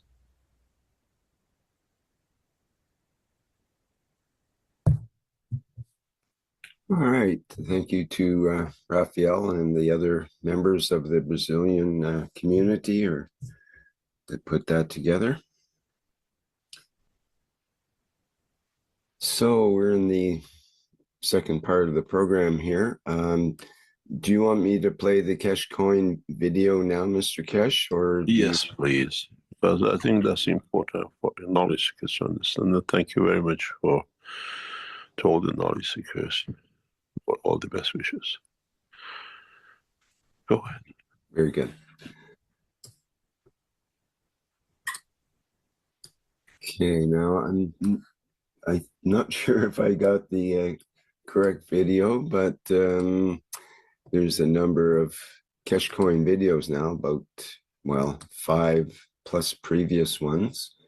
And there is a playlist in YouTube now with the Keshe coin videos that people can access to link up to those.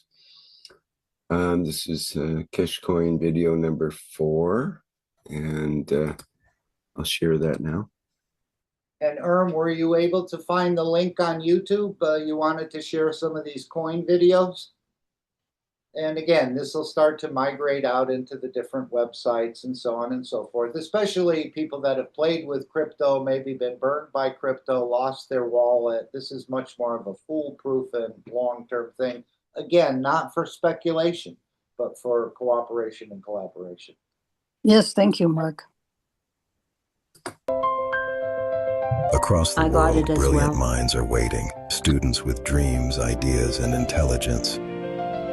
Students with dreams, ideas, and intelligence, but without the tools, guidance, and support to rise. In poor countries, in forgotten communities, across continents and cultures, talent is not missing. Opportunity is missing. Keshe Coin is here to change that. Keshe Coin is introduced as a digital currency for a greater mission. 1,000 Keshe Coins, with each coin valued internally at 1,000 euros. The path to a dignified life is opened. Access to food, healthcare, and growth can be guaranteed. Through the online peace game, people can participate in a new global movement. Receive Keshe Coin as part of your contribution to peace learning and collective progress. This is not about speculation, it is about education, cooperation, and building a better world. Those who physically purchase and operate the official device can also receive Keshe Coin, expanding the global network in recognition of their support for this worldwide digital ecosystem. The support model of Keshe Coin is designed to be anchored in physical gold and company equity. It is backed by the knowledge, technologies, and achievements of the Keshe Foundation. With this support, students who once had no path can be guided, protected, and supported. From training to practical application, their future is secured until their journey is complete. From limitation to knowledge, from uncertainty to dignity, from isolation to a future shared by all humanity.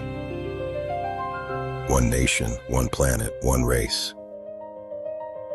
When knowledge is supported, when talent is protected, and when humanity is connected through peace, a new future becomes possible. A future where no brilliant student is left behind. A future where technology serves human dignity.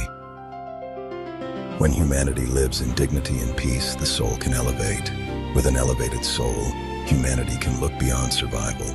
A future where the human soul can rise beyond struggle and begin to look toward the stars, toward the depths of space, the understanding of existence, and the mystery of creation. Keshe Coin, for peace, knowledge, and the elevation of humanity.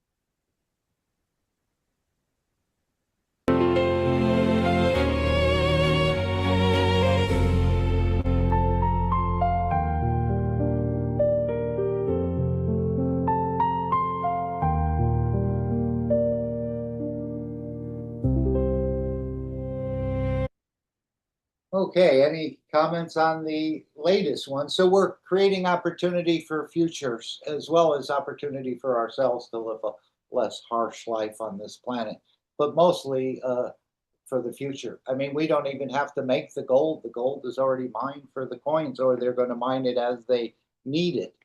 So this is, again, an internal coin to the Keshe Foundation, but it is backed by gold. And of course, we saw the gold in 2024, was it? Or was it 25 of the demonstration in Beijing? And of course, there's another demonstration coming up. Hey, Mark, there is one point I want to add here. Oh, please, anyone. Thank you, Master. This is you said that, the gold it's backed by gold, but there is the other point that this video mentioned is gold and equity, knowledge equity, or intellectual equity, which is essentially it's backed by the knowledge of the Keshe Foundation, which is actually more important than the gold. Mm-hmm. And this is a very fundamental thing. This is, if you know something about our existing monetary system, this is where we are connecting to the universal part of the energy, the knowledge.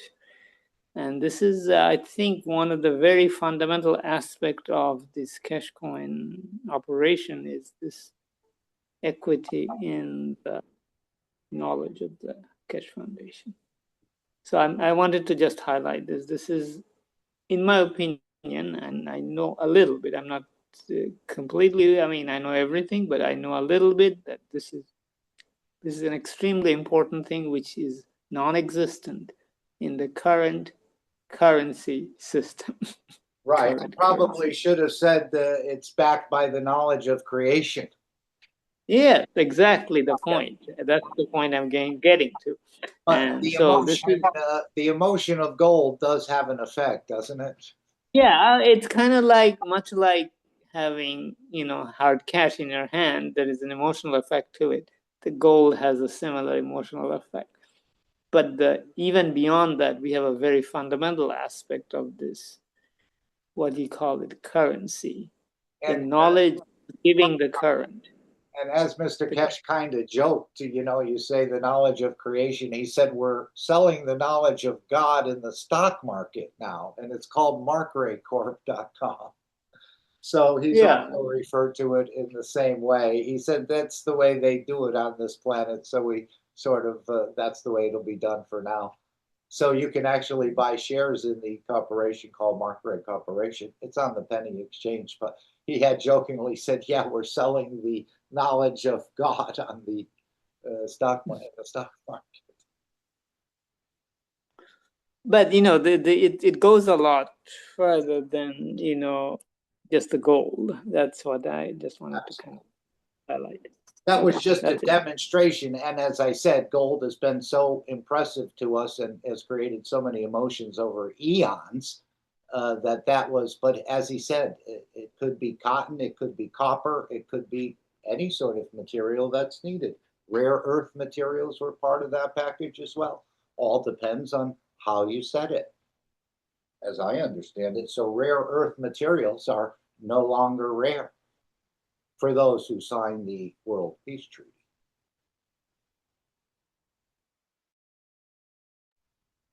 Any other comments? So again, this coin will become the effort of the man in the future because it's going to take you so far with what you can get from one coin, let's say, maybe feeding for a year. And as Micah said, with the tongue and everything, the pleasure of eating in the matter state, but we'll have a choice, and I think the choice will start to tend more towards energy dimension once we fully understand that we're eating the love of creation and those ramifications that come with that process. And again, limiting us to our travels and being accepted as a member of the universal community, that we need to move away from this. Even though we're convinced that this is proper and even our right to do. And without it, we would never maintain our health. But actually, you'll live longer and probably healthier with much less if you can do with it. Okay, let's continue on to the announcements. And what I should do is just bring up the beautiful transcript. Thanks for creating this great transcript every week, right on time. And then, of course, Ed perhaps we'll listen to the overview of the teaching. We're coming up to the Dome of Peace. This is the Keshe Constitution, but let me just bring this up here. Okay. So here we go.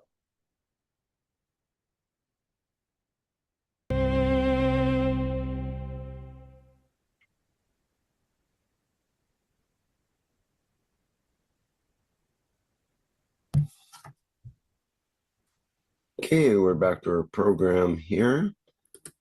And as mentioned, this is the second part, and people will have an opportunity to ask questions of Mr. Keshe.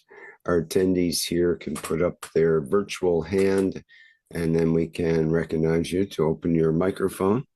You can also put questions in the webinar chat, in the Q&A, or in the YouTube chat. Okay, Mr. Keshe, what would you like to say before we begin that part? Oh, I thank you very much for the birthday wish. I just had an amazing message while we were teaching in the past few minutes. And I read it to you because it's sum up everything we have done. It says, good morning, Mr. Keshe. Another special day. The first ONN arrived today. Thank you. The first unit of ONN has arrived in your hands. The cornerstones of independence, financially, and within the next few months, communication-wise.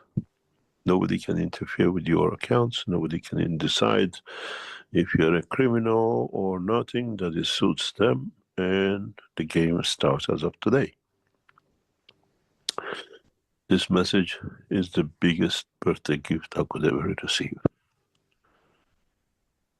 And it means from next couple of weeks, we start sharing the coins and we become part of the structure of the international government.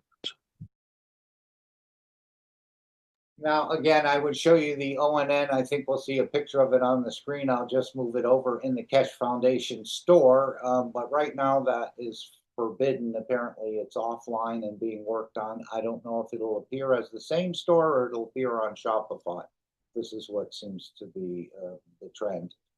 But the ONN is still available. They need a lot of support. I think it's 5,000 plus value-added tax for the latest ONN, but it comes with a caveat. You may earn some Keshe coins automatically.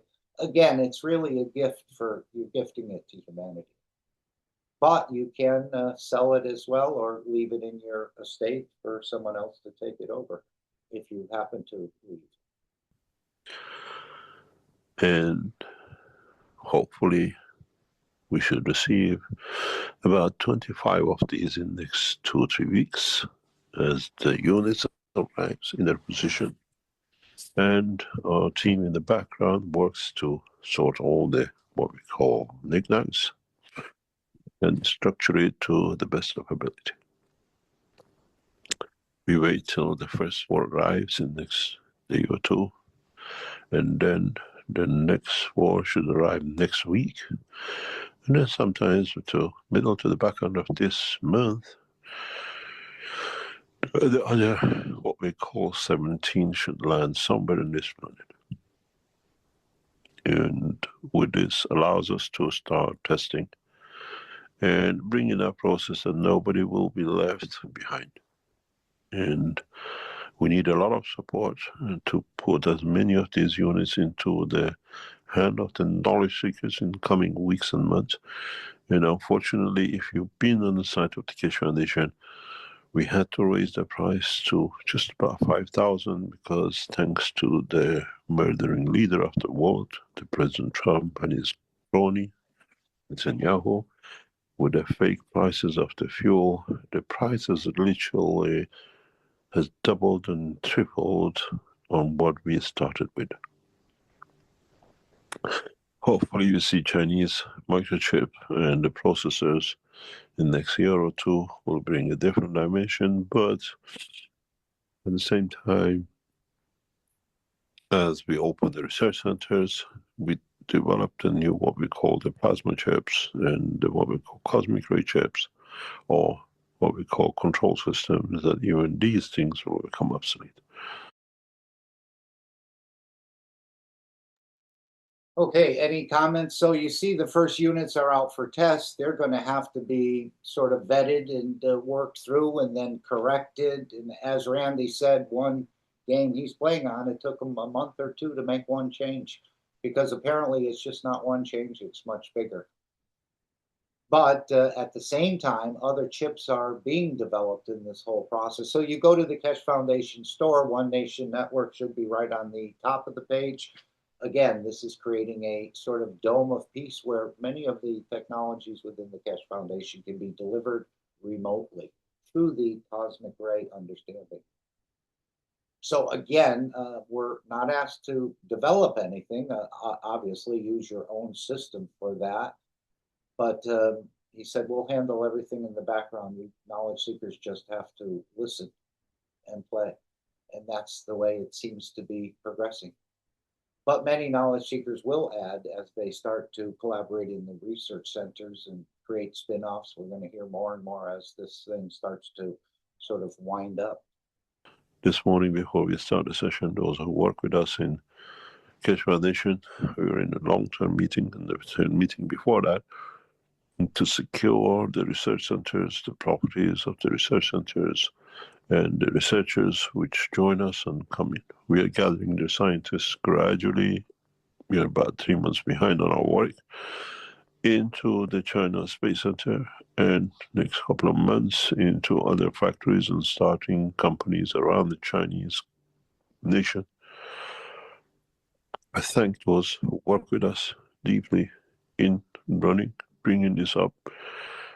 It's very hard. It's not easy, but we're getting there. If you're a specialist in certain fields, we'd like to hear from you. We might not need your expertise today. We might need it next week or next year. But as planned, we start the research center from 1st of January 2027. We hope that the knowledge will have one of the most prestigious research centers in the world.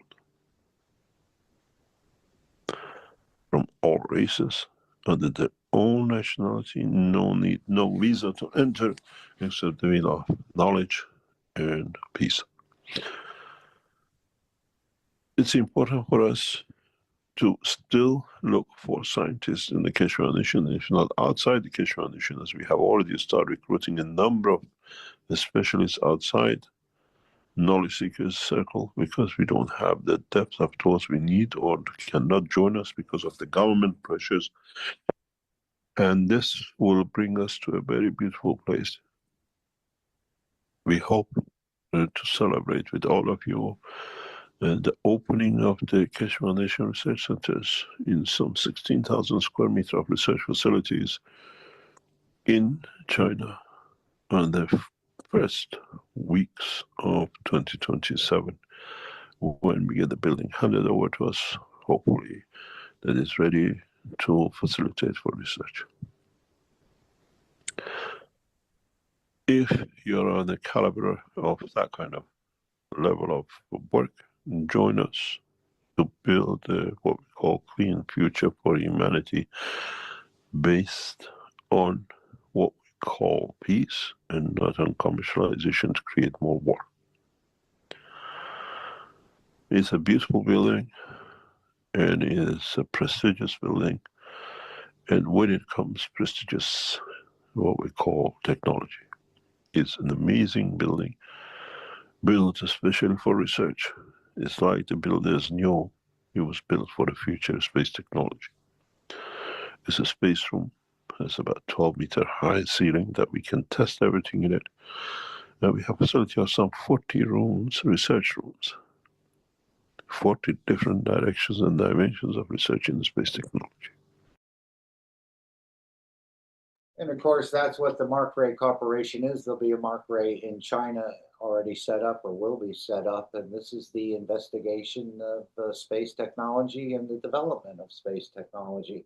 As he said, 40 different rooms and 40 different directions and dimensions in research. And much of this will be probably published in the Plasma Times, as I understand it, which is our scientific journal, which appeared for a brief time and then was halted. And I think it'll be revived. We'll put a link in there in the chat for the Plasma Times, and you can read some of the previous articles. I'm sure there'll be more general articles, but also what sort of research findings are happening in the research center. So that unveiling of the building will happen sometime in January. So continue on your kitchen tables. I don't think that will stop, but now you can see it's really a design building for exactly this sort of space research has been built and will be handed over very shortly.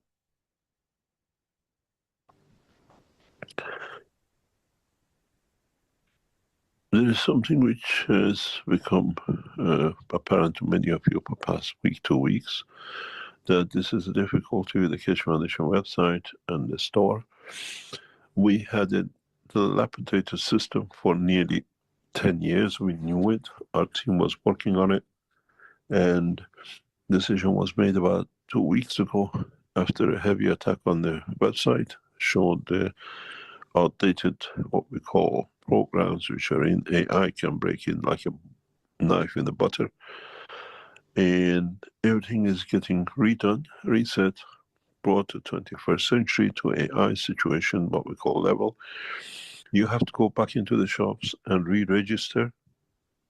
We moved from the traditional problem we had a lot of with before, with the system which was brought to us by actually a lot of problems in 2012, I got a question on 13, 14. Did anybody register on the shop yet? Because it's not allowing, it doesn't show how to register. I mean, I used to have a ID to shop, but now it's just not allowing.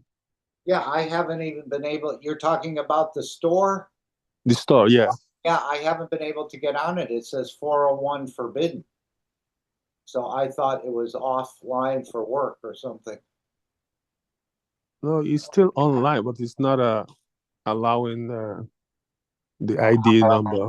Okay, they're probably in the transition period and it'll appear as something new. As he said, if you've had any credits in that store, I think they'll go on to explain that. It won't appear in the new website, but nobody's going to lose anything. So okay, yours is working, Ike. It must be something internal to my system where it's blocked, or somehow I blocked it without knowing. Yeah, clean up your caches or maybe Okay. set up a new browser or something. Yes, yes. Okay. Anything else? But you can see the buffet is really being set. As he said, there's a party going on this planet, and it takes quite a bit of time for the planning and the implementation. A lot of things have to be brought in, and even others from the, let's say, universal community are coming to celebrate this birth of a new child into the universal community. What's talking about supposed to be? the issues here. Go ahead. I'm just saying, yeah, you need to continue because he's answering the question right here. Do you have a handkerchief over your microphone? Oh, it's just not working good. I had to put in my headset. Can you hear me now? Yeah, we can hear you. Okay, but go ahead, just speak slowly and so we can hear you. Turn your volume up, maybe. Just listen to where we are right now in the replay. Listen to where we are right now in the replay. Yes, I think she wants to replay. You can replay the stuff. Go back and replay. Is that what you're requesting, Carolyn? Yes, I'm just saying that answers your question about the store. What happened? Yes. Yes, it does. But I was just trying to find out if anybody tried it. But they're still working at it, I think. Thank you. Okay, I'm not sure what was being said there. Or Carolyn, I couldn't hear Carolyn clearly. No, she was telling me to listen to the part Mr. Keshe was saying that he answered my question. But my question was more of if anybody has visited after the teaching, yeah. All right, we continue. The expert was what we call a clown, more or less.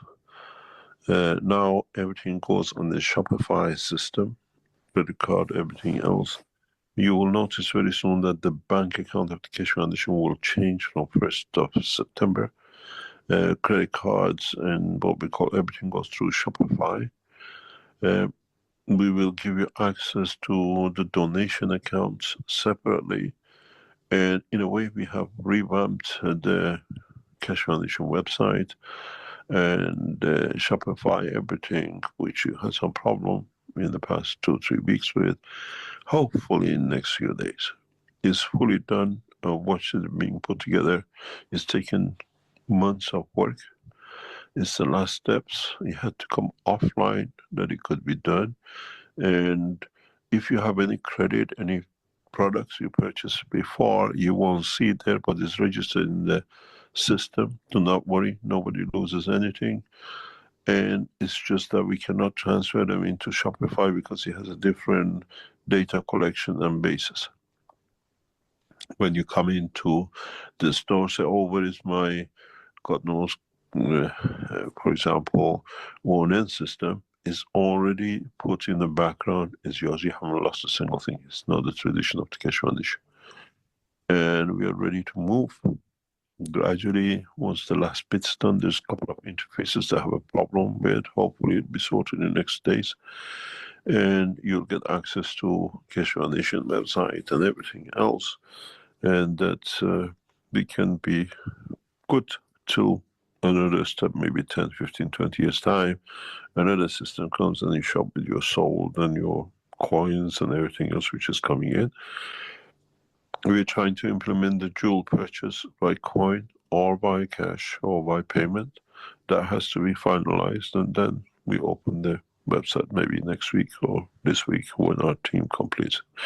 You have to understand the Keshe Foundation team now on the IT, what we call our internet work, runs to about 12, 15 people now.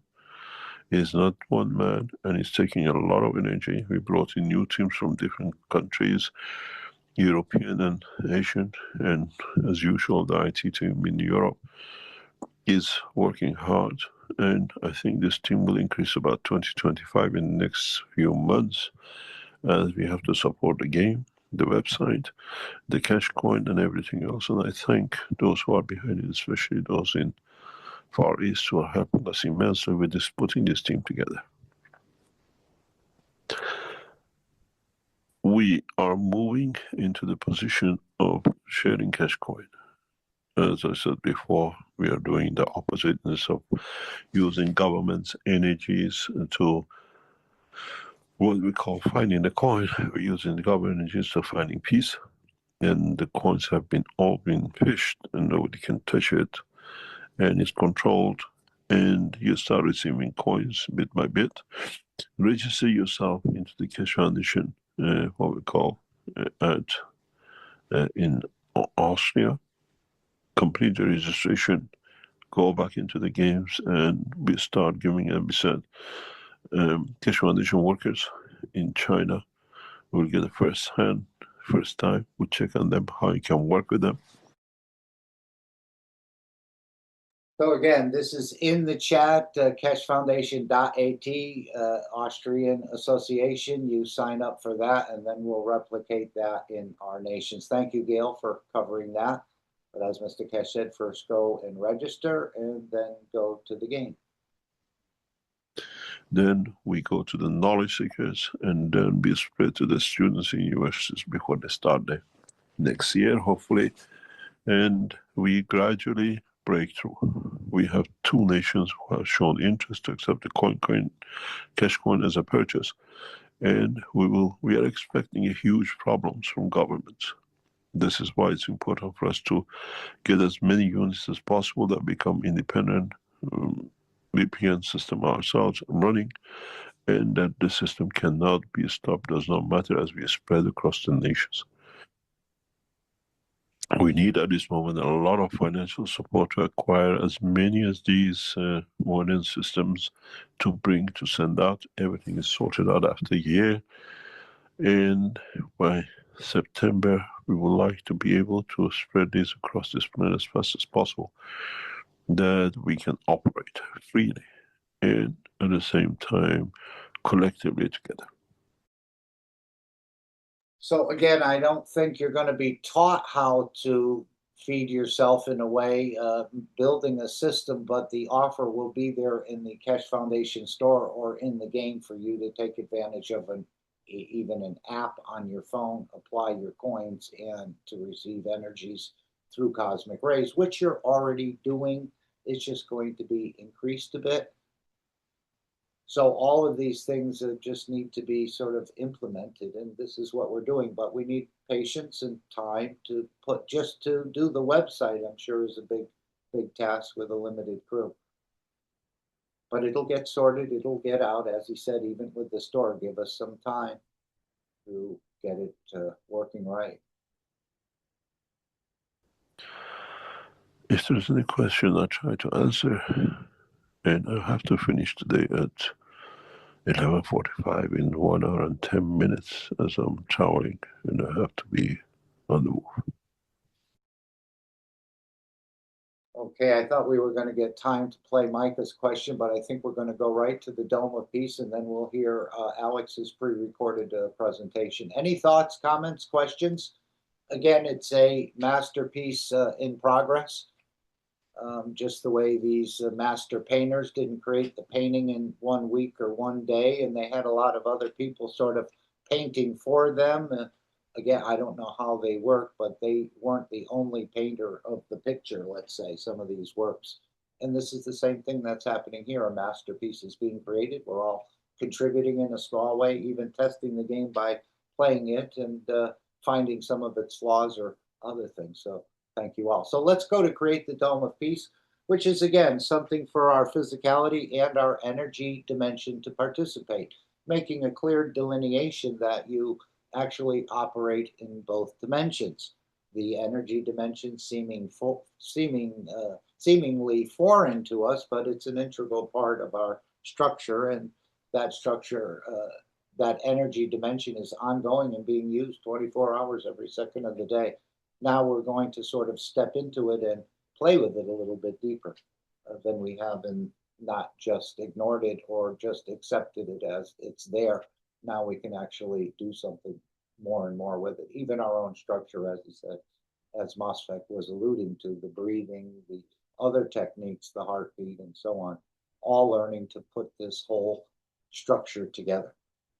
But to me, it's for you to apply it, because I certainly can't sense your emotions, your thoughts, your skin, and how your structure works. I'm just trying to understand mine at this point. In the future, we will be here to share with the others as we understand more, even to extending it, as he said, to sharing knowledge with the universal community that hasn't understood transmutation. And of course, their huge power over fields in the matter state, which they will be sharing with us. He said they have huge understanding and power over magnetic fields. So it'll be a sort of a twinity system in a way. All right, let's go to create the Dome of Peace, which is a two-step process, one for the physicality, one for the energy dimension.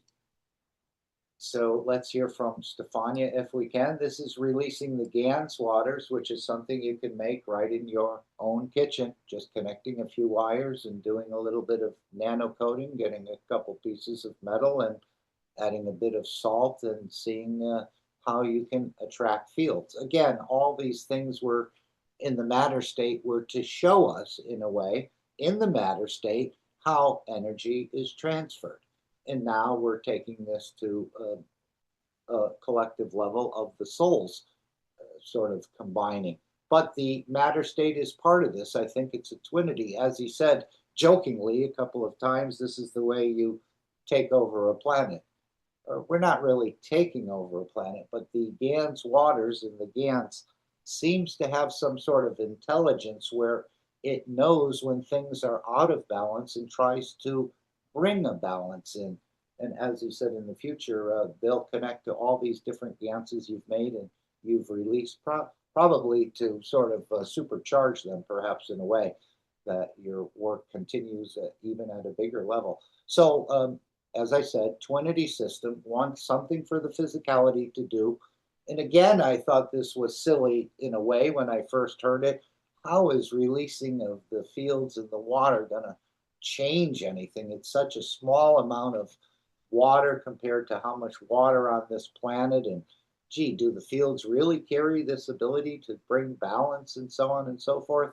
So in a way, I sort of resisted this in the beginning, but now this is part of the process of sort of changing, helping to change or setting preconditions for when other energies come in and sort of tickle these fields of Gans that you've released, that they continue their work at even a more enhanced level. So this is the first step of the Dome of Peace. You're all successful at it, even before you start. Not sure how to make a Gans. Gas is a nano solid, or you sort of create something that appears as a solid in the matter state, which we call GANs. Gas is a nanosolid. You gravitate fields which collect together and appears as a solid in the matter state, but it's actually little monoatomic energy, so we call GANs. So thank you, Stefania. Then we'll go to the second step of the Dome of the Peace, which is the collective power of the souls. And just to bring up the Dome of Peace, this is a background that the Brazilians have created. So every Sunday at 12 and 6, we collectively release GANs waters as a collective. And other times you can release it anytime you'd like, as it knows what to do and where to go and to bring balance. So it's sort of like a enhancement for the soul of this planet and its inhabitants, even though you say it's just water. I mean, it doesn't test. Maybe the pH is different than your tap water, but it appears no different. But it is. It's containing fields that are willing and able to do work in the balancing conditions. So thank you, Brazilian team. And thank you for the birthday gift to Mr. Keshe of the video. So here's the first step of the Dome of Peace. Thank you, Stefania. I'll just turn it down a little. I don't know if anyone want to read this Dome of Peace. Anyone want to offer? I will With a nice read it voice. for you. Okay. This is what came in and what is now become a pattern. This from a guy, I don't know him, but it says, please remember this Sunday and every Sunday from now on, till we raise the soul of this planet to a peaceful planet. Keshe Foundation knowledge seekers worldwide will spread the gas waters around the world at 12 p.m. Central European Time and or 18 p.m. Central European Time every Sunday at the same time as they choose which time to suit them. Thank you for participating in this greatest movement by the soul of the man to bring about the peace on this planet as the permanent feature of the life of this planet. Okay, I think we're all familiar with it, but for someone who isn't, this is part of the Twinity process of creating the Dome of Peace on this planet. And of course, the One Nation networks are going to take this to a level or incorporate your work into this. So that is something for your physicality to do. Now let's go to something for your energy dimension to do. And as we know, the Brazilians have created another, here it is. So if we put these two together, one for Sunday, one for Wednesday, even though they meet on a daily basis on Wednesday here, in this particular meeting here, they're meeting at 6 p.m. Central European time. You see, join the intention. It's kind of like a meeting with not a lot of talking, but some reading and some ideas of how you can help to bring the change through your own energy center. So you can join the Brazilian team on 1 a.m. or 2 a.m. CEST, which we're in CEST now, and of course adjust for your time and go into the meeting. You'll be more than welcomed. And you'll be asked if you'd like to contribute. You can ask for a microphone and add your comments to the whole process. It normally lasts about 30 minutes, approximately. So thank you for your continuation of these meetings. But we can also meet again, which the Universal Council has suggested, that every day at 9 p.m. and again, Central European Summertime or CET time, adjust your timing, that you can coordinate and create a beautiful bouquet of energy fields and elevate the soul of the world leaders, that they might find peace and kindness and freedom, and the soul picks up these energies and changes the dimension within the dimension of physicality of whoever you'd like to give to, let's say. But again, we're elevating the soul, that in turn it elevates the physicality of the leaders and the religious leaders as well. And that's why I say the beautiful part about this whole test is nobody fails it. You may have the one field or in combination of fields with the others. Again, we've never thought of ourselves as much of a field generator, but you certainly know when the boss is mad at you or your lover is upset with you, you can sort of feel the fields. Or if your pet isn't behaving right, you know something's wrong. That's the field interpretation of it. So this is what we're working in, the field dimension, which is much more effective and happens in a way instantaneously as opposed to working through the matter state and all of the things that you have to go through in that dimension, which again, it's sort of a rigged game. So let's go to the second step of the Dome of Peace, which is the collective powers of the soul. And that's the idea, is to raise the collective awareness of humanity through giving will create a position of change, but we're trying to reach that particular tipping point, let's say. But it'll all happen in just the right time. But you're welcome to contribute to it, add to it. And again, in this whole process, you find out more and gain confidence in your own understanding about yourself, that it can't be taken away, even if I say, oh, no, that's not right. Well, no, you know it's right. And this is where you become the last man standing. And I think this is part of it, that no one is going to sort of shape your understanding because you do understand it for yourself, not so much for the others. Thank you, Shweta. Anybody wants to read the Dome of Peace? I mean, Beautiful Souls. Anyone? Here? Okay. I'll read this beautiful presentation of Dome of Peace. And the Dome of Peace is already here. All the knowledge seekers, truth seekers, lovers of humanity has built it in a way, spreading the guns, loving each other as shareholders. So I will read this as please remember, every Sunday from now on until we raise the soul of this planet to a peaceful planet, Keshe Foundation knowledge seekers worldwide will spread the Gans waters around the world at 12 p.m. CET and or at 18 p.m. CET every Sunday at the same time, as they choose which time to suit them. Thank you for the participation in this greatest movement by the soul of man to bring about the peace on this planet as a permanent feature of the life of this planet. Mr. Keshe suggests we add the next step to create the Dome of Peace with power of the souls, as we have already going through this with the 2 eyes. And we ask you to spread the Gans waters each Sunday. Now we give you a new path. Now try to unite each other's souls. Try to elevate the souls of humanity, soul of humanity, through your own soul to a level that no one can touch, the embodiment of the human race. So beautiful. Choose a time where all of you come together on the soul level in a state of inner calmness. At that time, don't spread the water of Gans, but spread your soul. Unite, and in time, we will make a new race out of the soul of man. And then, instead of doing it once a week, do it all the time. Empty Keshe. Thank you. Okay, thank you again, Shweta. Let's just demonstrate this for a minute. I mean, if you're out walking your dog, you can do it. If you're driving the car, as I said, physicality not involved.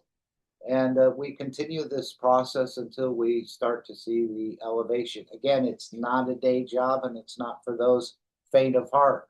I mean, I did it for 2 months and I didn't see any change. Well, in the whole process of the universe, that's not even a blink of an eye.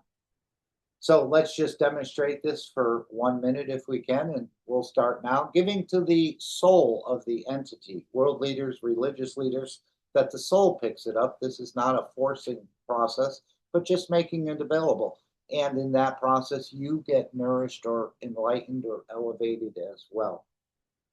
So there's no giving without receiving, but we've always thought that taking was the more important, and taking could be even more important than giving. But right now we're practicing the giving, which you can do and create that pulse at any time, day or night. But collectively, we're doing it at the 3 p.m. CEST time. So join in or join in on your own. Just take a nanosecond or two of your life and you can contribute to peace. So we'll start now.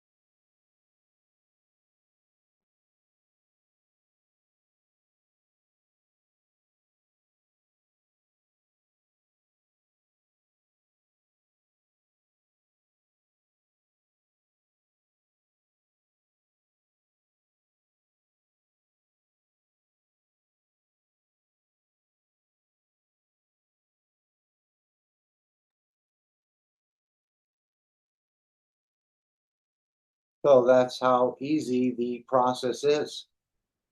Again, in this part of it, your physicality is not involved. As I said, if you're making dinner, walking the dog, driving the car, you can still go into that energy dimension while still operating in the physicality and be part of this. And this will continue to reoccur until we see the permanent peaceful position on this planet take shape in a bigger way. And obviously the soul of these leaders, religious leaders, are quite low and they need a lot of elevation. If you want a more detailed explanation, you can go to the 23rd Psalm. No, the 23rd Knowledge Seekers Workshop. In the last 20 minutes, Mr. Keshe gave a short teaching on learning to pray through your soul, or learning to use your central energies and bringing the weaker up to the position of the stronger, as we've signed the World Peace Treaty, and we are the souls of peace in so many ways. And maybe some of us have even come along with this sort of entourage that universal teachers perhaps travel with. I don't know that for a fact, but apparently it is a fact. I don't know it's a fact for me, but I know it's a fact overall that they brought their own sort of support system, and that's why we're here. The souls have actually brought us together. Any comments or questions? Participate in it, even though you think through your energy dimension you'll have no effect. But as we understand it, that's the mother connection, is the soul of the creator, which is in every created thing, as well as those who don't have any physicality, let's say, the soul of the creator. So you can interact both on the energy dimension and through the physicality, as I see it. Okay, we're going to go. I was thinking of Alex's teaching, but we can hear the first overview from Ed and his website, and we need to put this in the chat as well. And I think this is entitled The Universal Blueprint. And this is another AI sort of interpretation, but as Mr. Keshe said, we don't need any AI to interpret it, or popes to interpret it, or translators, or the rest, even though we appreciate transcripts and everything else. You decide, as we heard the beauty of the disclaimer, how this knowledge works with you. And does it befit you? Did I miss something? Or what they're telling me, does it sort of mesh with my understanding? And of course, we understand according to our own understanding. So this is quite detailed, and it's something I think only you can apply without doing it yourself. As Mr. Keshe said, I don't teach anything I haven't done myself, but I'm still learning about this teaching more and more every week. It seems there's a new, and as Micah's question brought up, Mr. Keshe brought up the tongue and so on, and this is a whole nother organ, the roof of the mouth and so on, that we can sort of integrate into the other features of our central energy system, that we can start to work with it in a much deeper and profound way, and a confirmed way, not that it was just your imagination. So let's hear. This is about 12 minutes, and then we'll go to Alex's teaching. And I'm not sure what he titled this one today. Just looking for it here. Scoric Cascades. Whatever that could mean, we'll find out shortly. So let's listen to the AI overview, which they seem to do quite a beautiful job. Thank you, Ed, and others who have created these sort of summaries in a way. But again, it's departing from the current understanding. So in a way, it's, as Mr. Keshe said, it's for the illness of our brain in that disclaimer of the soul video we played. And I think the illness is to follow what everyone else is doing just because everyone else is doing it, sort of mindlessly in the matter state. And now we're sort of stepping out, let the children play in the matter state, and we're playing in the energy dimension. So here we go with this universal blueprint. And it's all about you and your structure. We're very similar, but yet we're unique. And you are the one that needs to sort of open it up and investigate it and work with it. And as he said in the previous workshop, it takes a bit of practice. Becoming a master at this takes a long time. It's not something that you just, you've absorbed everything in a month or two or a year. It's a much deeper process, although you can jump from the back of the class to the front desk.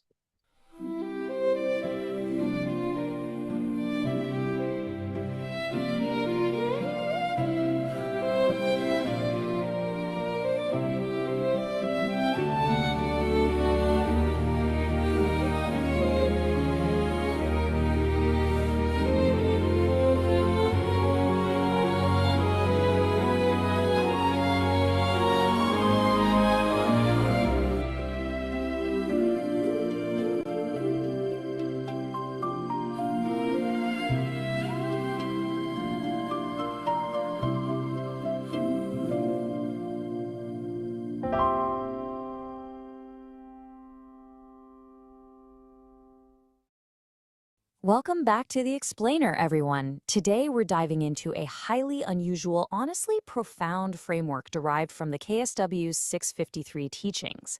We're not just looking at standard biology today. We're exploring a structural blueprint for humanity's proposed transition from our purely physical earthbound existence into what the text calls the universal community. It's a massive shift from the tangible to the metaphysical. So, this brings up a pretty core question right off the bat. What do we actually carry with us into space? The source material really challenges our usual assumptions here. It asks us to look way beyond the idea of just zipping ourselves up into a physical spacesuit, or what the text playfully calls a monkey suit. When we finally transcend Earth's atmosphere and its limitations, do we even need the physical forms we rely on right now? Okay. Let's dive into this. Here's our roadmap for the tour today. 1. The universal community. 2. Hearing the universal noise. 3. Elements of manifestation. 4. Your universal credit limit. And finally, 5. The star formation pyramid. All right, kicking things off with Section 1. The universal community, a new phase for humanity. In this new phase, you can pretty much toss out those traditional medical textbooks. The focus shifts entirely away from physical anatomy, and instead we look directly at the mechanics of the soul out in space. Bypassing the physical is the absolute primary goal here. The teaching tells us that to actually become a true member of this universal community, we have to let go of Earth's gravitational and physical limits. So rather than seeing ourselves as just bodies made of bones and skin, the text says we become dynamic energy. We manifest as light, fueled by emotion. You literally become a plasmatic field where your existence is driven by energy, not matter. Now, to understand how that energy functions, the text uses a really great analogy. Think about how our physical ears hear birds chirping or traffic outside. Well, there's another totally invisible cosmic frequency out there, and it's the ear of the soul that tunes into this continuous broadcast. It's an absolutely vital frequency that our soul actually relies on to survive. Which leads us perfectly into Section 2, hearing the universal noise. Now this is wild. The text notes that our own scientists have actually recorded a continuous background noise in the deepest parts of the universe. The source defines this universal noise as a continuous hussing and hissing cosmic frequency. It acts exactly like a dog whistle, completely inaudible to our human ears, but perfectly loud and clear to the soul. In fact, if you were to somehow put a human being into a cosmic Faraday box, an enclosure that completely cuts off this specific noise, the text claims the soul would instantly cease to function. It really is that vital to our survival. We're all super familiar with our physical heartbeat, right? We think of it as the ultimate sign of life. But the text contrasts this with that vital universal whistle we just talked about. It turns out our human cells, specifically components like melanin in our skin and myelin in our nervous system, actually act as cosmic transfer mechanisms. They respond directly to this whistle, pulling that universal energy right into the human body. Now, what's really interesting about this slide is what happens when things get out of sync. When our physical body's response doesn't match up with that cosmic frequency, it creates profound disharmony. The source describes this mismatch as actually solidifying into crystal salt within the body. And that manifests as disease, things like skin problems or lung issues. It's literally a physical crystallization of a frequency mismatch. Moving right along, let's look at Section 3, Elements of Manifestation. So, if our health and existence depend on these frequencies, how exactly do we take shape? Well, think of it like a corporate blueprint. According to the text, 4 specific elements have to synchronize. First, you've got Earth's noise and vibration, its gravitational magnetic field. Second, the physical noise and vibration of our own beating heart. Third, the universal noise and energy fields. And fourth, the inertia of emotion. When these 4 elements come together and find resonance, they dictate absolutely everything about you, from the shape of a single kidney cell to your bone structure, right down to your emotional behaviors. But here's where the whole paradigm just totally shifts. In space, bone structures are obsolete. Think about it. Does a worm or a jellyfish need bones while floating in the ocean? No, because their environment doesn't require it. The same logic applies if you take a human out of Earth's gravitational field and put them deep in space. The elements of manifestation change. So clinging to a rigid bone structure out in the universe is simply a lack of understanding of cosmic physics. Instead of bones, we transmute based on our emotional inertia. The source shares this fascinating anecdote about a woman in Linz who dreamed she was half fish, half human. The text explains this isn't just random dream imagery. Her condition of emotion still wanted a connection to humanity, but physically she desired to be a fish. It perfectly illustrates the core principle here. When you travel as a plasmic field in space, you don't have fingers or toes. You transmute into dynamic light, and your physical shape is dictated entirely by your emotional inertia interacting with your environment. All right, let's move to Section 4, your universal credit limit. So the crucial point is where you get to travel as that dynamic light isn't just a free-for-all. The teachings introduce this deeply ethical responsibility framework, structured almost like a corporate hierarchy. The source impartially explains that our actions here on Earth literally dictate our clearance level in the universal structure. If a soul has spent its physical life killing, destroying, and making a mess, they're granted the credit level of a toilet cleaner, only allowed access to the lowest drains of the universe to clean up the mess. If a person lived a life of service to humanity, they might gain access as a professor, allowed onto specific research floors. But those who reach a true understanding of creation, they become like the head of research, full access, with absolutely nothing hidden from them. This whole concept is perfectly summed up by this quote from the teachings. The biggest banker in the universe with a credit card is the Creator, and your limit is dictated by you. It's pretty sobering, isn't it? The Creator isn't sitting there judging you or holding you back out of malice. The Creator simply issues the card. Your own earthly actions, your own ethical conduct, strictly set your cosmic spending limit. And this naturally leads into the concept of the peaceful passenger of the universe. The source makes a really distinct observation here. It impartially reports that these universal passengers, what humanity sometimes calls UFOs, have access to various cosmic laboratories, specifically because they don't do the killing. The text explains they don't interfere with man because humanity is frankly still stuck in a cycle of destruction. The source even points out the irony of earthly politics, noting how leaders will sometimes cause immense destruction and fight just to win peace prizes. Because of this persistent violent inertia, mankind is basically left alone by these higher access passengers. Finally, we arrive at Section 5, the Star Formation Pyramid. And this brilliantly illustrates how we can actually restructure ourselves to raise that credit limit. The source gives us a geometric model to help us map out this metaphysical architecture. Imagine a structured pyramid. Step 1, at the very apex, you have the universal fields and cosmic noise. Step 2, down at the base, you have the earth and what's called the soul of physicality, our physical spirit. And step 3, sitting right on the side, is the soul of man, which is the part directly connected to the Creator.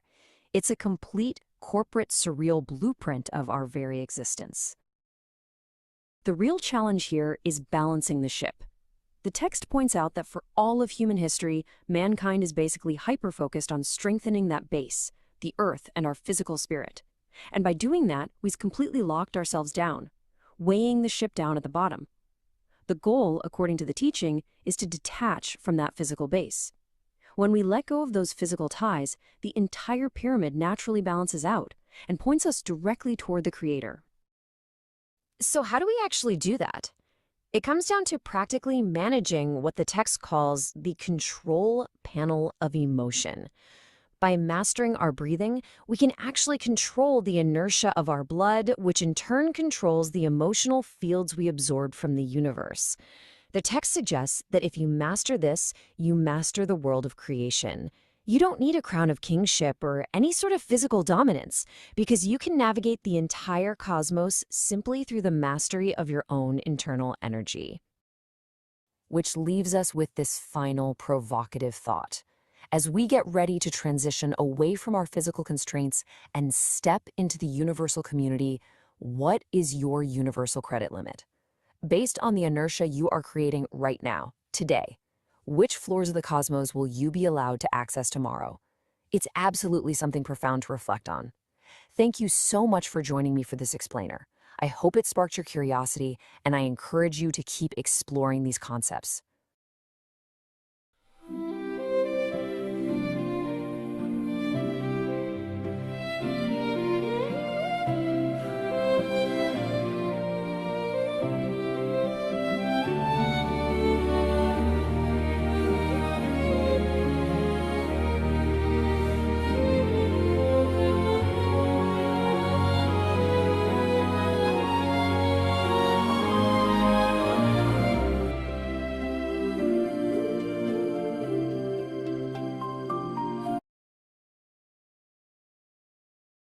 Okay, anybody want to make a comment on that before we go to Alex's sharing today? There's a lot to incorporate and a lot to understand, and to me, it seems like you're the one that has to investigate it, understand it, and apply it. And as, of course, we get better with it, we'll share it more and more. Well, we can share now what we understand, or I think that's what Mosfeq was alluding to earlier, playing in this energy dimension. And even Christ said, if you thought it or you think it, you have as much as committed it. So maybe Christ was just sort of sharing something about this universal energy dimension. Or if you've thought it, you've as much as committed it. And that's that energy of dimension. That's why we continually encourage you to pick up the gift of the three wise men, the idea of thinking good, the idea of speaking good, and the idea of acting good. But that's for you to apply. And then, of course, as you start to reach some of these levels, you'll start to feel perhaps proud of the work you're doing, which is serving the others and elevating others. And you become proud of the person you are, and you become proud of the real difference you're making in the universe, as opposed to giving $1 to a beggar or something like that and think you have changed something big, let's say, even though giving is good. So these are some of the things, and of course it provides, I believe, wellness and balance for you as well, as you start to understand what we're creating within our own structure, that we had no aware we had any sort of control over it. As he said, these salts can form based on an imbalance between the universal noise, I suppose, and what's happening in your own structure. And this creates profound conditions of unwellness, I suppose. So any comments anyone would like to make? I know there's a lot more to explore.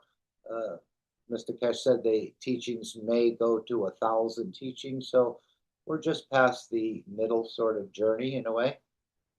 Middle passage, we're in the 650, so there's about 350 teachings left. And of course, all these teachings will be opened up and explored, and we'll find out what was conveyed and what was missed at the time. But as time goes by, more and more we'll sort of glean more from what has been shared, because I think the more you understand, the more you can understand. And that may just be part of the work of the universe. So if there's no other comments, we're going to go to Alex's teaching, then we'll play the final disclaimer. Again, happy birthday and many more, Mr. Keshe. Thank you, Alex, for continuing to provide in your absence a beautiful recording. And this is about 1 hour and 5 minutes, so we'll try to understand according to our own understanding, but thank you for sharing your understanding of this knowledge, or an aspect of this knowledge.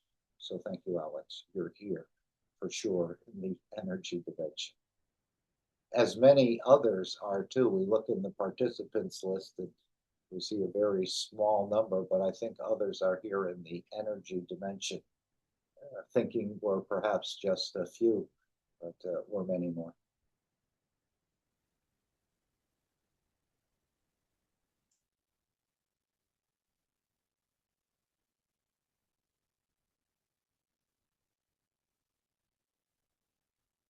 Welcome, everybody, to the Keshe American Knowledge Team meeting of 2026. It's a continuation of things that we've learned and things that we need to find out. So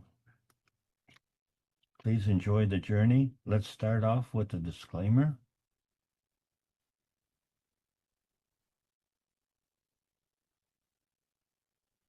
Disclaimer: the information and education material contained herein is meant to promote the general understanding and dialogue of GAN's processing.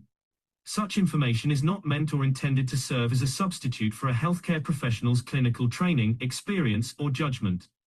For patients and individuals, such information is not to be a substitute for professional medical, therapeutic, or healthcare advice or counseling. For medical issues or concerns, including decisions about medications and other treatments, readers, viewers, listeners should always consult their physician or, in serious cases, seek immediate assistance from emergency personnel. Prescription information, procedures, and use of medical devices information should be undertaken only by properly trained and certified medical personnel. We specifically disclaim any warranties, express or implied, including implied warranties of merchantability or fitness for a particular purpose. Such information is provided, as is, and is believed to be accurate at the time of its publishing, but it is the viewer's job to evaluate the accuracy of any information found in this presentation. Every case presented is of their own experience, applied by themselves for themselves, and it applies to their case only. Every person experiencing health problems should seek professional medical advice and consult their course of treatment with a doctor. The processes of plasma balancing described herein are a natural process which supports the body but does not replace medical advice or therapies one is already subject to.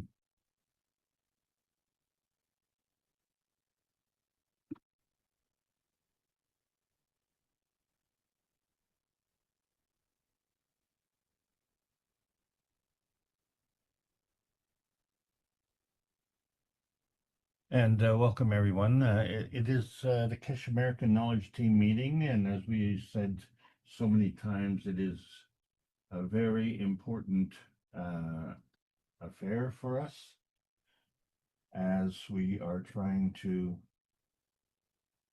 progress through this knowledge. It's been a long journey, but we're making tremendous progress. So please stand by.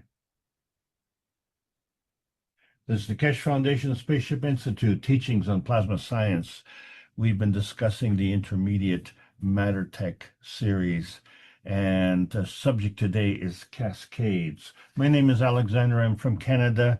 It will be August the 2nd of 2026, and this continues to be part of the Keshe Foundation North America Plasma Education Series. So as we've said, we've got to make sure we don't leave anybody behind, but likewise, we need to keep moving ahead. And in this particular series, we discussed the Lord of the Rings, plantations, screwworms, capillaries, marrow, and we are wrapping up with cascades today. So let's see what we can come up with. We keep focusing on the rings of duality, and they are aligned with the way our cells are structured. So we have star formations that are head to head, and they create this Magravs condition, and they create dual rings. But there has to be a relationship of those two rings as well.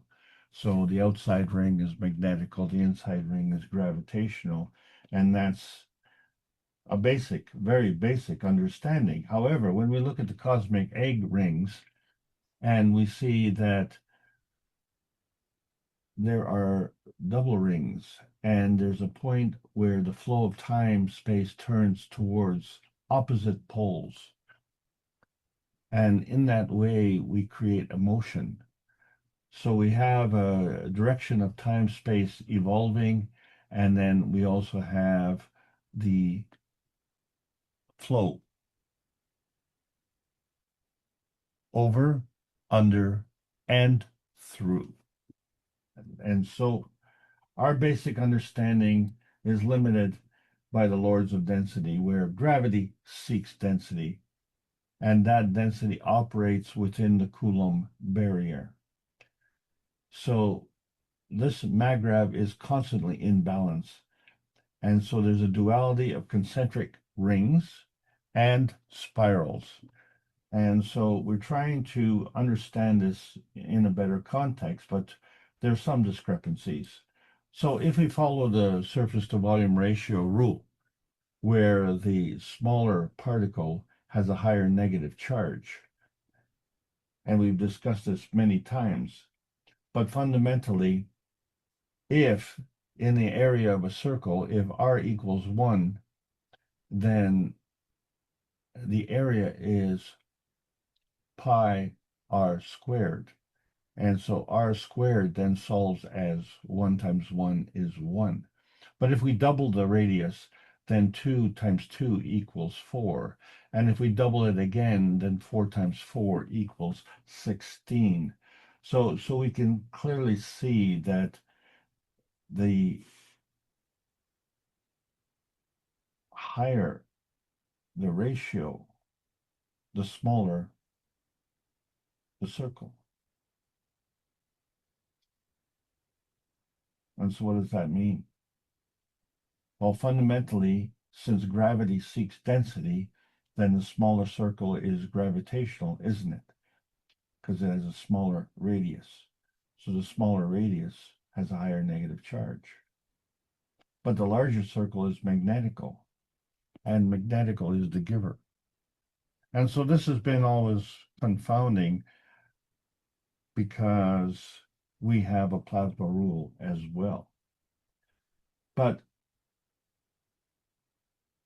what we have to understand is that what we see is a light, and that light manifests itself in colors. And so one of the anomalies we discuss is refraction. where there's a change in direction of a wave passing from one medium to another. And this is affecting the change in speed. But the speed of light is constant. So how is it possible that a wave travels faster in deep water than in shallow water? And then we see that there are a range of frequencies. But because there's a balance, so when we look at that balance between the wavelength and the frequency, we see that as the wavelength increases, the frequency decreases. And yet, when we look at the color chart, we find that the density is going towards the blue side, which is gravitational. And so the opposite is magnetical, and that would be the red side. And we know this to be true because when we look at the rainbows, we see the blue is on the inside of the circle and the red is on the outside of the circle. But if we do a rainbow reflection, we find that the curvature is also opposite. And why this is important is because we see that the blue is on the inside of the curve and the red is on the outside of the curve. But this is where we run into a problem, because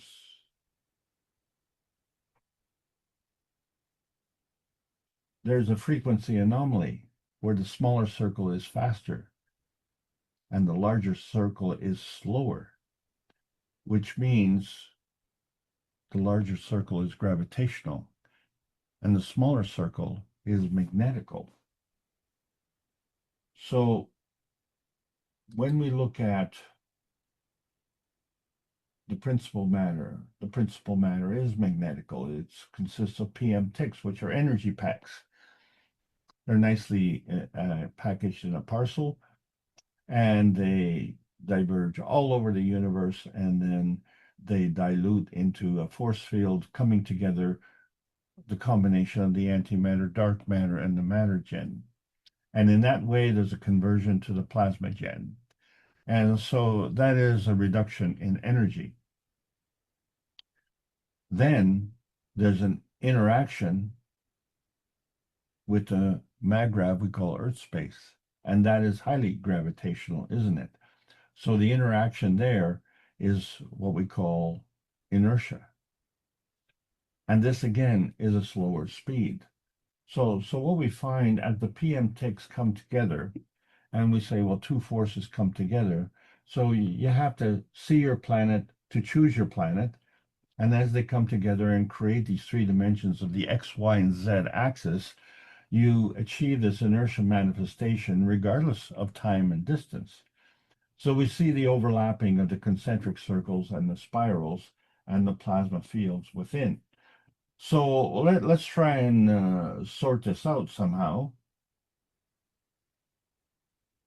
The topic today is cascade. So let's review what cascade means. It's a small waterfall, a fast downward flow, or a chain of events where one thing triggers the next. So in water in nature, a small steep waterfall or a series of small falls comes over the rocks. But in a chain reaction, this is a process where one event, action, or signal causes another, like falling dominoes. This falling keeps, coming into the discussion.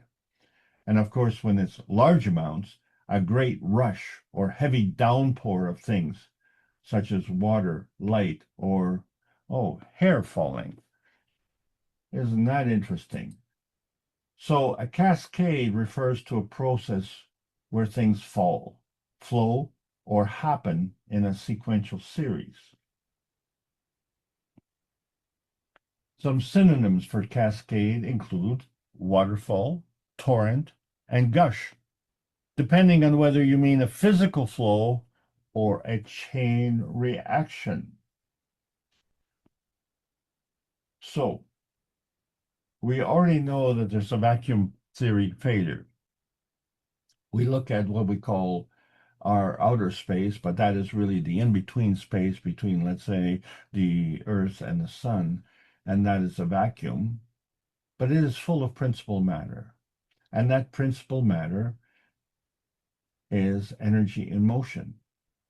And so the negative is the giver, and that's the direction that it goes. But it has to have something to give, so that energy is positive. So that means that we create a charge with this motion.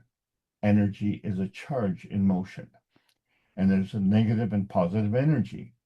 But based on the surface to volume ratios, the higher the ratio, the higher the negative charge. So the negative gives and the positive takes. But this energy can be flowing or binding. And so there's a two-way street here, and there's a continuation here where the negative gives to the positive and the positive gives to the negative.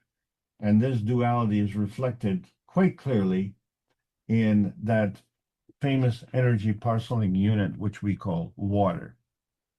H2O, that's 2 hydrogens and 1 oxygen. But based on surface to volume ratios, the hydrogen is magnetical and the gravitational is that big fat oxygen. And how can 2 tiny hydrogens balance off this oxygen and create a maggrav condition, which in fact is a round field? Something else is at play here. And then we have this phenomenon of electron shearing, where one of the hydrogens gets removed. And this is where water becomes the universal solvent. The hydrogen is the energy of the transaction, and what's left is a hydroxyl. It's still in balance, 1 hydrogen and 1 oxygen, but now it's missing that 1 hydrogen and it becomes negatively charged. So it is totally receptive to seeking some kind of combination to balance off that charge. So maybe we understand these raindrop beacons a little bit better, because when the rain falls on the surface of the water, there's a magnetical strength of the raindrop, which is imparted through its gravitationally inherent picocore, because it's giving. But interestingly enough, the concentric rings expand. They actually become bigger the farther away they are from the center. So the radius actually increases.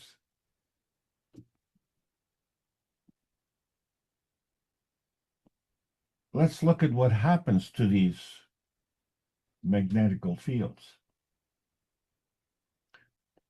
There are flux lines that circulate around the Earth, and flux lines seek density. And you know this is true because if you see a rock on the ground and then you decide to pick it up, you have to exert a force. So what is happening is that these flux lines are seeking density, and the density of the rock is greater than the air under the rock. So there's a tensity that is imparted in that rock.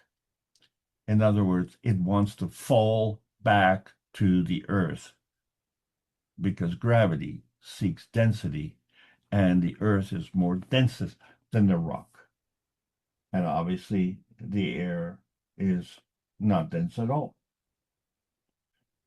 So these flux lines are stretching with the lifting of the rocks, and the higher lifting increases the charge gradient. So you can imagine that if you're raising a whole bunch of rocks all around the world, that you start to create this wave pattern where the point where the rock is increased, there's tension. And the point where there is no rock, there is no tension. And so we get this flux line wave.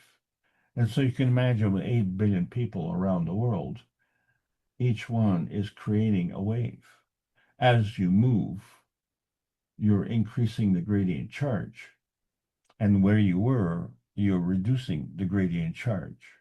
And where you're going has to have a lower gradient charge because the higher gives to the lower. So this is how we impart waves by tuning. So we want to break on through the other side. And how do we get this connection? So the form does follow the function. So the tuning fork is vibrating and creating this wave. It emits external forces, and there's an environmental interaction. And that interaction is exactly the same as the raindrop that falls on the surface of the water. So we see the wave in duality, the wave in the tuning fork, which is imparting the wave in the surface of the water without the physical contact. So this is where we have the tuning in duality. So this is what's apparent when we look at the transmission highway, the carbon-12, and we discuss frequencies. We're only seeing half the picture. And we know that is true because when we get into the transition highway, we have the carbon-14 plus the carbon-10, which is carbon-24 in total, to balance it off. So it's double the carbon-12. But when we go to the transmutation highway, there's carbon-16 and carbon-8.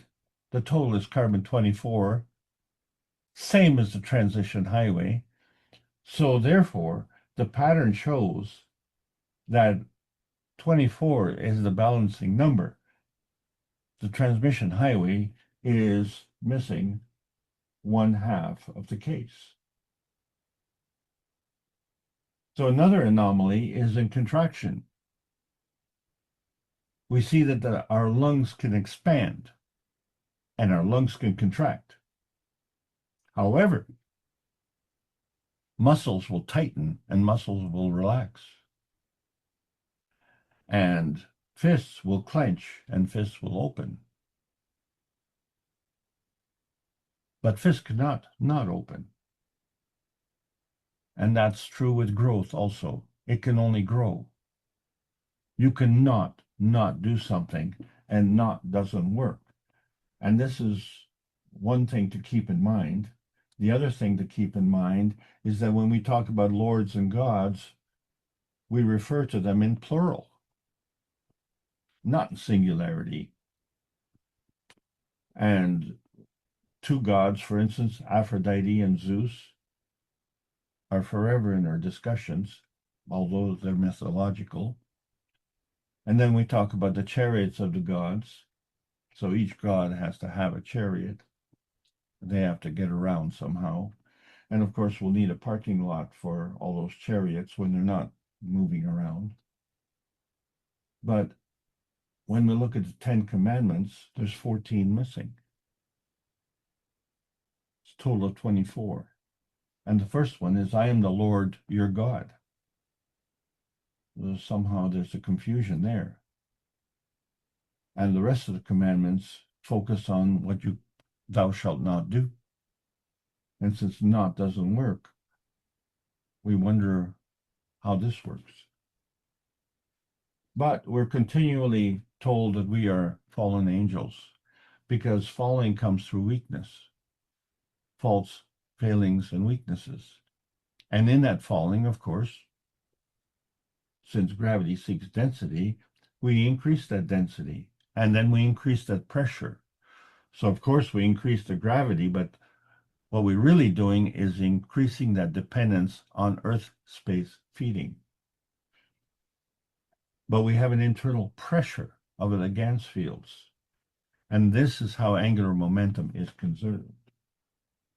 So this conservation comes into confrontations as well. So we see duals as duality, where energy manifests as friction, and of course, fists manifest into fighting. This is how we have a division of society through racism. And we wonder if a chronic liar would even believe you. When the forces come together, we call that inertia density manifestation, but we need to be polite. So gentlemen, just shake hands before you come out fighting. But as graceful as we try and be, we need this energy binding for our own self-serving dimension points, that point being me, myself, and I. But why do we do that at the expense of others? And the way we do it is through lying, cheating, stealing, and of course, murdering. And then what we have is a result that is reflected in a louche leaking. So that person who is affected is leaking louche, and the person who is causing is also leaking louche. Why? Because we are drawing from the lowest common denominator. What we need is a vitality capacity enhancement. Regular is not good enough. We need the super. And that's why we're involved with the superconducting technology of the nanotechnology, which takes us outside of the box of the conventional old science. And it takes us out by many levels of magnitude, which is 10 times. We got into the nano state, that's 10 times 10 times 10, it's 1,000 times smaller, 1,000 times higher energy, 1,000 times higher negative charge. We get into the pico, that's 1,000 times 1,000. Higher charge again.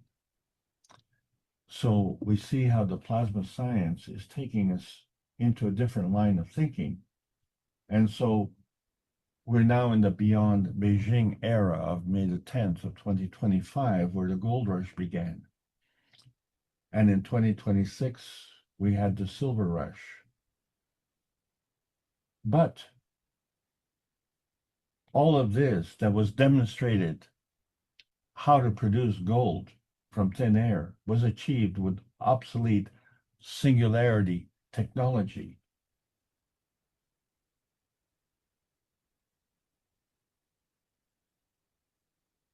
We have to understand that the pico-atomic state is beyond the nanomonatomic state. It's a pico beacon that has this gravitationally inherent field strength and converts it to an emission array. So we see that it comes from that nebulous blurry point in the nanogap, which now we have to wonder, is the point or the gap more important? So as we try and work our way through the books of Baron Tepikoli Keshe, book number 1, The Universal Order of Creation of Matter, it shows how the matter, antimatter, and the dark matter come together into the creation of matter. But book number 2 has the structure of light, which is a connection between two matters. And then we have book number 3, The Origin of the Universe, where one matter splits into two matters. But what's different here is that we have a sister universe, which we totally ignore, because we have man's universe, which we also totally ignore. We're so focused on our Earth space, that little domicile. And there's an even tinier domicile, that condominium cave that we all aspire to as we move on into our old age. But then for 441 weeks, Rick Crammond and the members of the Universal Council have been bringing together one planet, one nation, one race for justice and world peace. And this is important because our World Council is operating in singularity. There are other members of the Universal Councils, and they follow the basic plasma rule where the higher strength feeds the weaker strength. We seem to be focusing where the higher strength eats the weaker strength or beats the weaker strength, whatever. It's a transaction zone. We have to understand that. And there's 2 points of view. It could be a conflict point or a binding point. And that zone, either way, is an inertia density manifestation. And so we keep talking about this density and how it changes. So there's a sequence, and there's a gravitational attraction. That's part of the feedback. And there's a magnetical repulsion, and that's part of the feeding from the PM ticks. And the last man standing is you, and you have choices. You can turn on and turn off this feeding, or increase or decrease the strength, or enhance or diminish your positioning. The stronger feeds the weaker, and you are pretty strong. So as you move along, the flux waves follow you. And we look at the cellular structure and how it's like a bagel. There's an outside ring and an inside ring. And there's a gravitational bullseye in the picocore.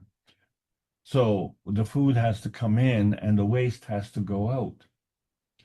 But it can't go out by concentric rings. It has to go out through a spiral. The magnetical casting out comes from inside and is cast out outside. So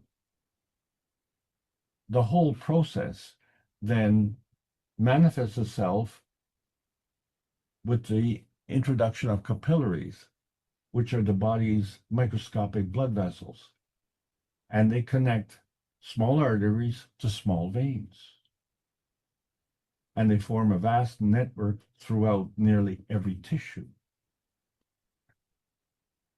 And the purpose, of course, is oxygen transport. The red blood cells are packed with hemoglobin, which is an iron-rich protein that binds to oxygen in the lungs and releases it as it travels through the body's capillaries. So as it goes into these capillaries, the hemoglobin folds over and the oxygen gets sheared. So that just leaves the hydrogen. And the hydrogen is the energy. So that energy has to go through something very narrow. And in our bodies, that is very marrow. And the marrow is the core or essence. Figuratively, it refers to the choicest, deepest, and most essential part of a concept, idea, or experience. And so we discussed how we have overlapping bone fields. So as the bones go from the torso to the extremities, one side of the bone is bigger than the other side. So according to surface to volume ratios, the bigger side is gravitational and the smaller side is magnetical, which means your torso is gravitational and your toes and your fingers are magnetical. But there's an overlapping bone field that's in that marrow, and that marrow is magnetical and the bone outside is gravitational. So this is opposite, and this is what facilitates the plasma marrow bridge, where you have the red blood cell circulation engaging with the white blood cell circulation. But it's in the marrow that these cells are created. And so the bone marrow is the bridge between the two. And there's another bridge that we have, and that's the brain. The bridge between our physicality and our soul reality. So we find that the brain is also made of calcium, just like the bones. maybe we should be calling it the brain bone. So I want to draw your attention to something we talked about in the past in the Keshe plasma reactor groups. Rick Crammond made a rotating sphere, and he created a vortex inside that sphere because the sphere was filled with water. But when he came up to a certain speed, he could turn the sphere in a horizontal position, and the vortex remained. But what was interesting is that when the sphere was in the horizontal position and it was not rotating, there was a tiny bubble, an air bubble at the top. And once it started to rotate and it hit a certain speed, that bubble moved to the center.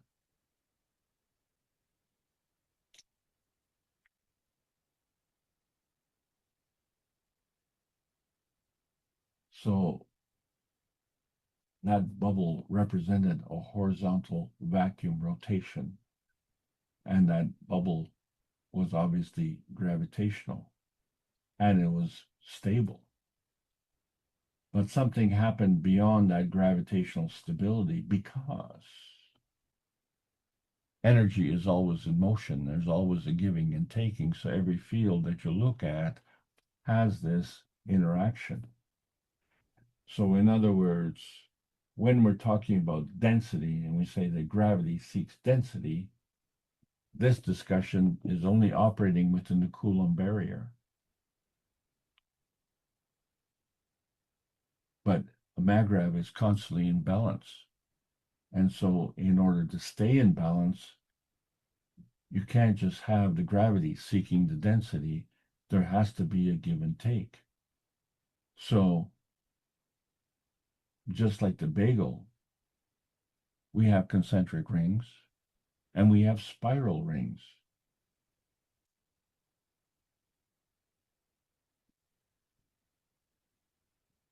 Which belongs where?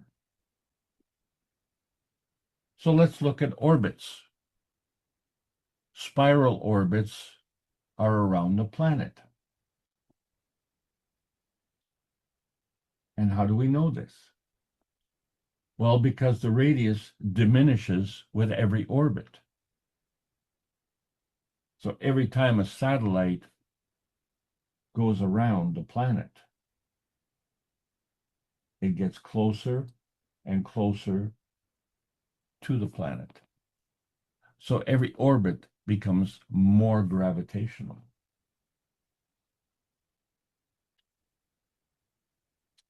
And there are many types of orbits, but let's focus on what we call a low Earth orbit, because it's close to the Earth's surface. It's considered to be under altitudes of 2,000 kilometers. So the upper limit is a consequence of the Van Allen belts and the harsh environment they create. But the lower limit is how low a satellite can fly. And this is to stay away from the impact of the Earth's atmosphere. So generally satellites do not fly below 180 kilometers for this reason. So it's low compared to most orbits, but still very far above the Earth's surface. So just to compare, commercial airplanes do not fly higher than approximately 12 kilometers.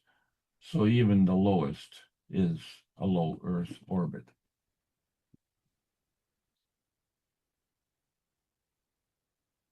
And we know this is true because the International Space Station says so. It rotates around the planet in a low Earth orbit. And NASA plans to decommission the ISS in 2030 and deorbit it into the Pacific Ocean in early 2031.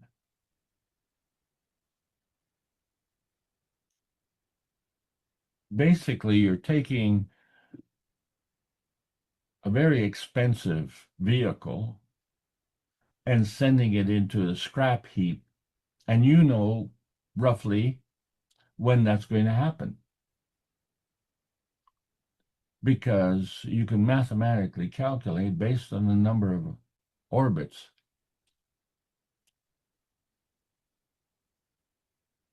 how close it's going to be to the Earth when it decides to engage with the Earth's gravity in a much more dynamic fashion. So when we talk about field capture, that's a physical field capture. And for us too, that's how we always gravitate towards that rock solid evidence. So our Earth space is our reality bullseye dimension, and that's all we focus on. But what we have to take into account that it was a sentimental pie in the sky view that we had. And in order to find out where we were, we had to figure out what we didn't want. We didn't want Venus and we didn't want Mars. We wanted to arrive to Earth. And so we made that decision.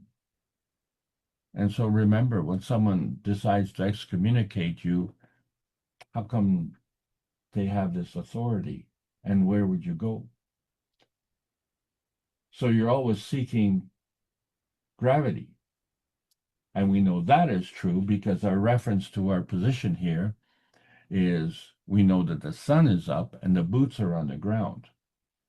And it doesn't matter where we are on this planet, we're not upside down, we're not down under, and we're not down on the ceiling. We're down on the ground, up on the ceiling. The ceiling is up. The ground is down. However, there's another type of orbit called a heliocentric orbit. And so in order to get into that, a spacecraft must first escape Earth's gravity by reaching a speed called escape velocity. Yeah, like a escape from prison. In other words, they follow a hyperbolic trajectory. Once it's achieved, the spacecraft can move beyond the Earth's influence and become captured instead by the sun's gravity. Well, isn't that interesting? Because that's what the planets are doing. So the planets are following a heliocentric orbit around the sun. But as you can see, some are closer and some are farther away. But the truth is that as the planets orbit the sun, every rotation around, which we call a year, brings us that much closer to the sun. So it is a spiral orbit.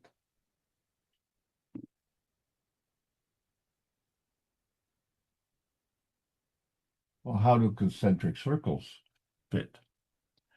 They are circles within a circle, so the radius is smaller for each circle. And the radius diminishes, we say, with every orbit. And every orbit becomes more gravitational. But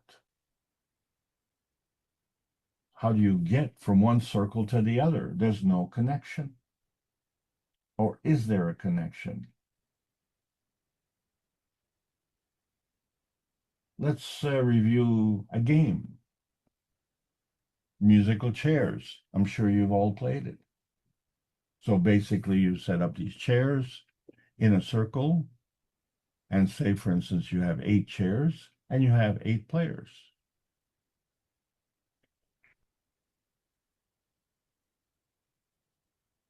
You remove one chair.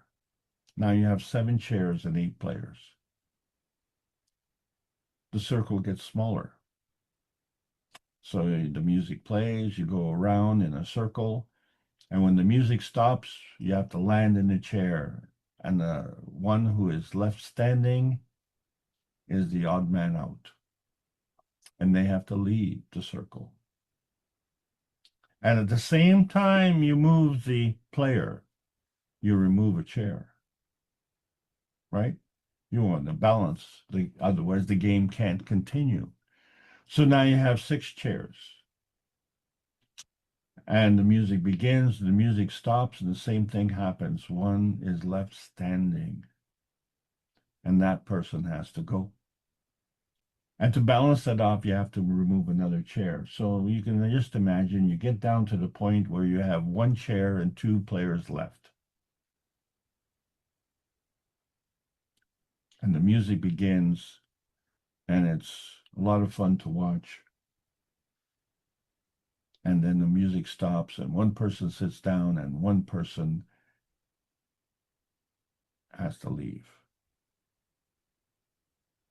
So now you have the 1 person and the 1 chair. But there was a pattern, and that pattern was that you remove the chair after every time. So now you have the 1 person left, and you remove that chair. Now you have 1 person standing and no chair. Well, the game is over. You have to leave. And there is no music. You just have to get out of there. And how do you leave? Where is the pathway when each circle is getting smaller and smaller and smaller, and somehow you get squeezed out? And where does that squeezing come from? It comes from pressure fields, you see, because more players come into the game. And so you don't just have 1 game of musical chairs, but you have many games of musical chairs, and these games overlap. So the 1 game with 8 chairs is playing at the same time as 1 with 7, and then 1 with 6, and 1 with 5, all the way down to the 1 chair, and then none. And the players keep coming. So how do you move? It's called cascading. You have to jump from 1 ring to the other, and then from the other ring to the other ring. But the flow continues to fall. And there's pressure. So when we look at these concentric rings, there's also plasma transition. So the inner rings we take as being gravitational, and the outer rings are magnetical. However, when you're stuck in the middle, where do you go? Where does this plasma go, and how does it get out?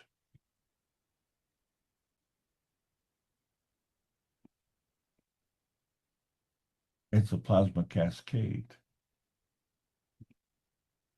The concentric rings are gravitational, and as they come to the core, that pico core, they become magnetical. And this is how they balance off that vacuum theory, where you have a vacuum on the outside and a vacuum on the inside. And we know that is true when we looked at that rotating ball in the Keshe plasma reactor group, where that ball moved to the center.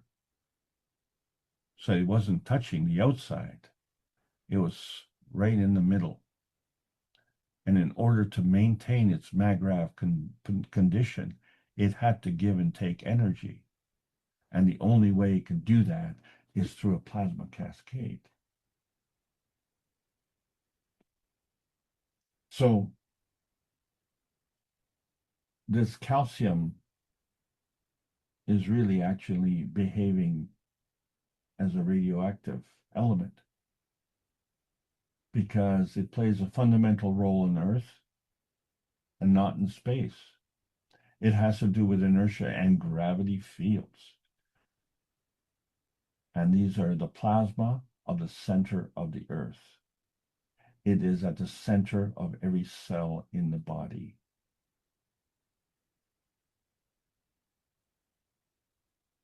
So the bones are made from a mixture of calcium and potassium, which have a common denominator field strength in the vacuum condition of the plasma of the body.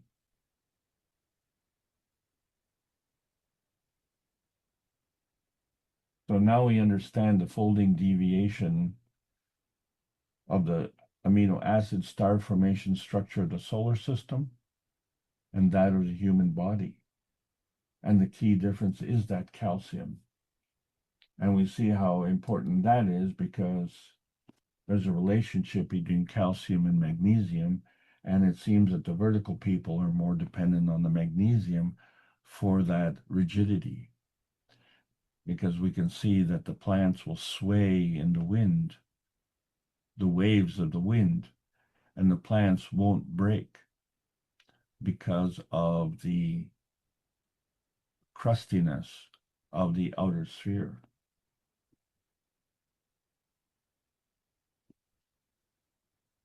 So it all has to do with the potentiation of hydrogen, which is, we call pH. And we have alkalinity and we have acidity. And a healthy is a balance between that. And it affects the DNA because the DNA will actually expand or contract based on the balance X factor in your health. So we find that a healthy cell has a lot of oxygen. It's aerobic. And an unhealthy cell is anaerobic. And so in that process, we find that it relaxes. And then when it's dead, it completely relaxes.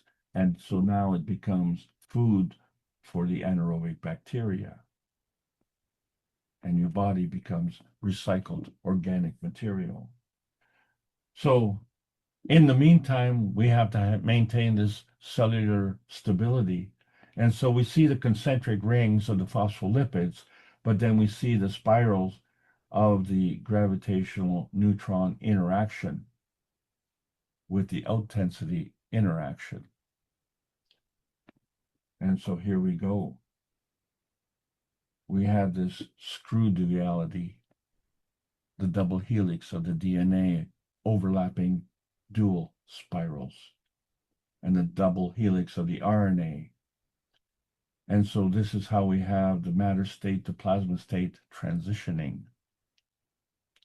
between the RNA and the DNA. So we look at these inherent embedded frequencies that we saw in the 630th Knowledge Seekers Workshop, where the soul and soul physicality have this threshold. And to cross it requires a blur fill. But somehow, despite our shakiness, the soul and the soul physicality always hits that bullseye.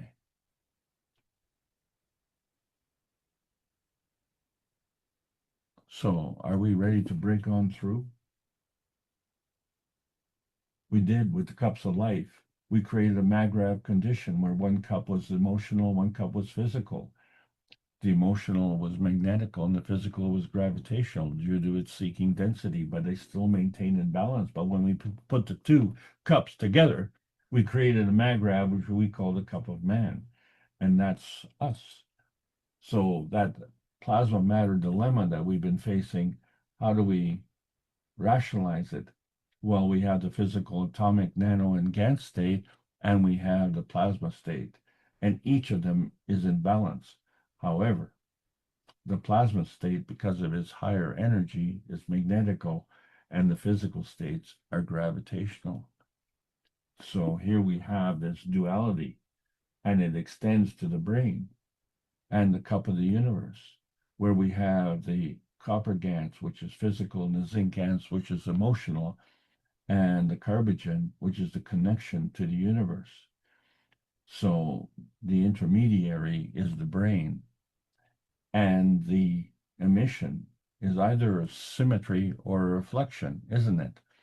Where the connection to the universe is magnetical and the connection to the earth is gravitational. And the communication language is actually the language of love. But we've required a supplementation due to our habit of consumption. This comes from an acquired knowledge, a conditional teaching by ancient teachers. But what about the unconditional teaching by the Creator? This has created a 20% shortfall, and now we have the new awareness that that is the case.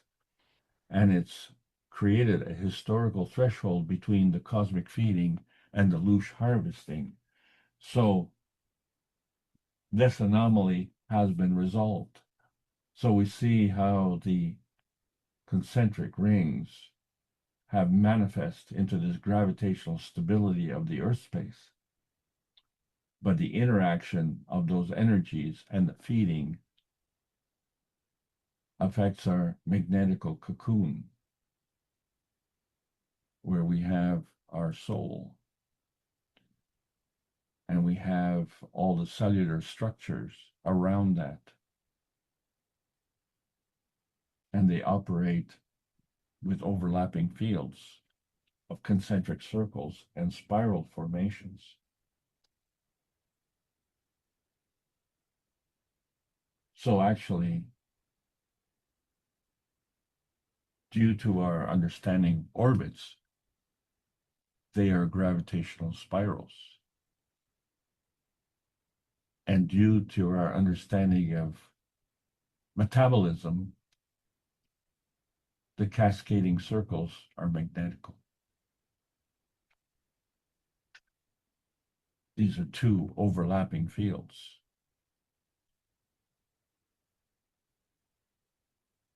And as they say, as above, so below, on earth as it is in heaven. So earth is out and heaven is in. And heaven is the stronger field and earth is the weaker field. Yeah.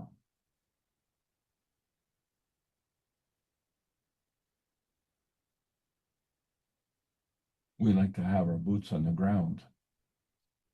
They have to be gravitational. The surrounding field is the barrier with the vacuum condition.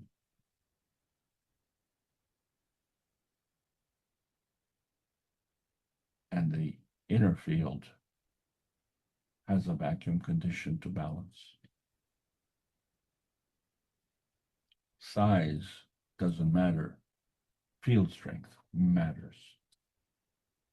So we want to break on through as pioneering angels or arrived angels, seeking the pathways so you can enter at your own risk.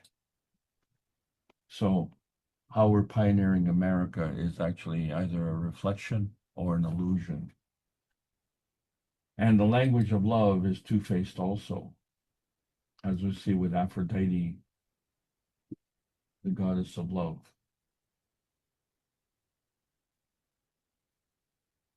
But is it downside up or upside down? We'll be talking about Edidorpa. We have the carbon inertia highways, which go through these three dimensions, but they have a supporting structure. And the supporting structure has to have a balancing supporting structure. So what goes around comes around. So we maintain this cosmic ray equilibrium. And so there are overlapping fields, but there's also a direction of flow. And so in that case, there is a reference of one being magnetical and one being gravitational, but all the fields are magravs. So when we found that inherent susceptibility and singularity when we produced the gold in Beijing, there was an inherent susceptibility in duality. It required a gravitational completion, an external input of a Gans field of humanity. You were the X factor. You gave it the Midas touch, and you created the gold. and that was using obsolete technology. So our understanding of the balance of the force fields has to understand the counterweight measures that we employ. The physical state uses weight and the atomic state uses mass, and that's part of the gravitational part of the equation. And the nuclear state has Tesla, and the plasma state refers to time, and that's part of the magnetical part of the equation. And these balance off, however you want to interpret them. There's always a plasmatic manifestation, and just like bagels, there's no two plasmas the same. And they come together from that dimension array point that comes to that transaction zone, that physical manifestation in the gravitational part of the maggrav. And to balance it off, there has to have a magnetical relationship. So we've been looking at the gravitational certainty, and that is with our aerobic existence, where oxygen is that non-visible X factor gas that facilitates that plasmatic decay to GANs. The GANs decay from gas to liquid to solid, gives us that physical anchorage. But oxygen also has that gravitationally inherent emotion spectrum that is reflected in the emission color spectrum. So we know that is true. And we have inherent attributes give us that gravitational confirmation at that gravitational center point, that gravitational picocore, which demonstrates the gravitational certainty. This is the mutually assured construction. And we know that is true because the balance is the magnetical certainty, as we achieved 129 Tesla, which is 129 times the magnetical field that balances the gravity on this planet.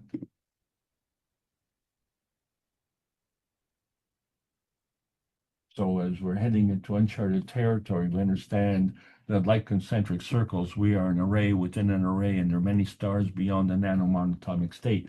So we're covering the range from decay to radiation, the full range. And the AI is that ancestral intelligence. So we are the technology and we are the inertial product. You are the image of your dimensional convergence point. So you are the light, and you transcend this timelessness. As the man, the myth, and the legend, or are you a legend in your own mind? Or are the legends buried in the Sumerian texts? So we see the overlapping fields of the plasma science, physical science, and even the pseudoscience.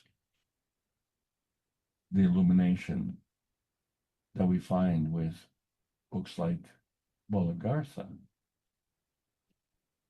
where that's an immense legendary kingdom said to be on the Earth's inner surface, involving a king of the world or multiple kings. They're said to rule it and secretly influence events on the surface world.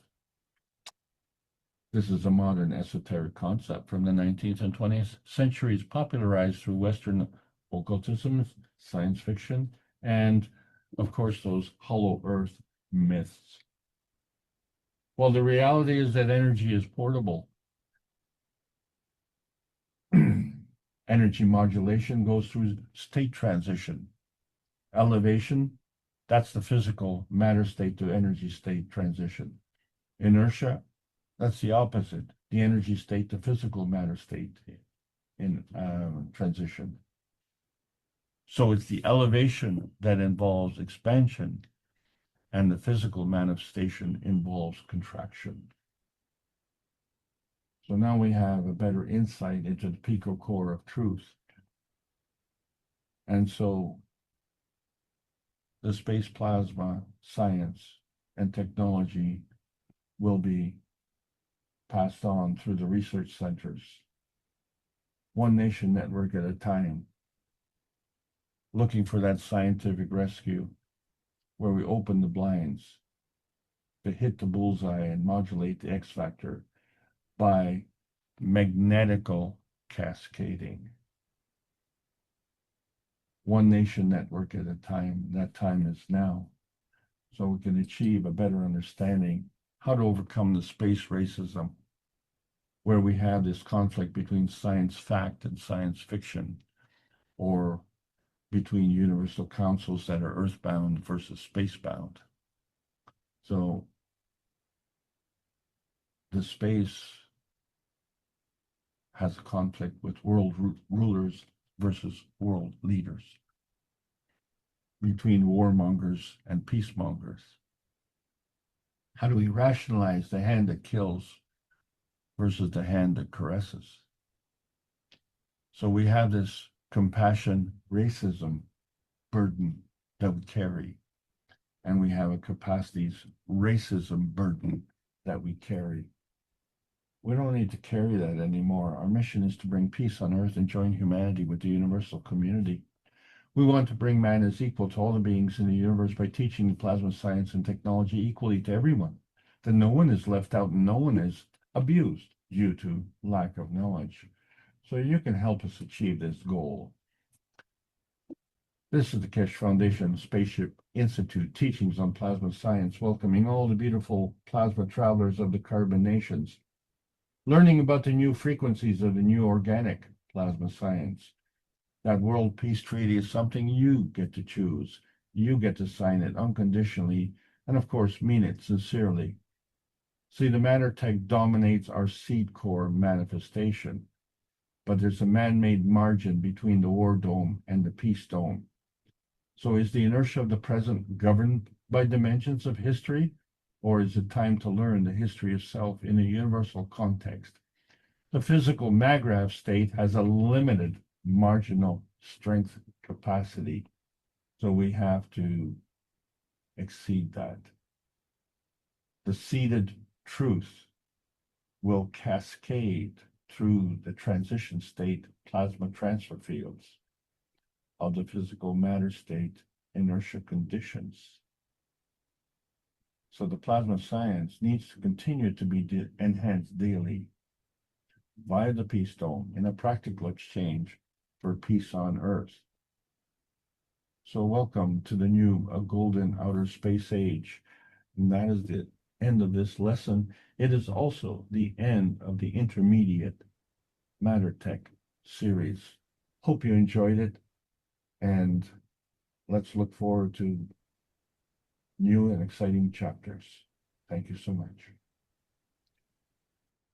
And thank you, Alex, so much for sharing aspects of your understanding of this technology. And we hope that we'll take something from it today, or perhaps knowingly or unknowingly in the future we'll refer to it as well.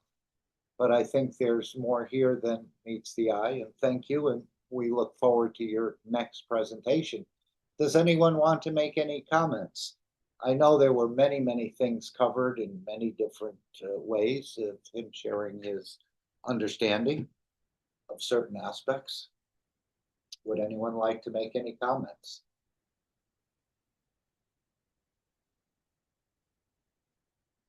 And of course, I can't answer the questions, so the way Alex answers them, because this is his presentation and his understanding.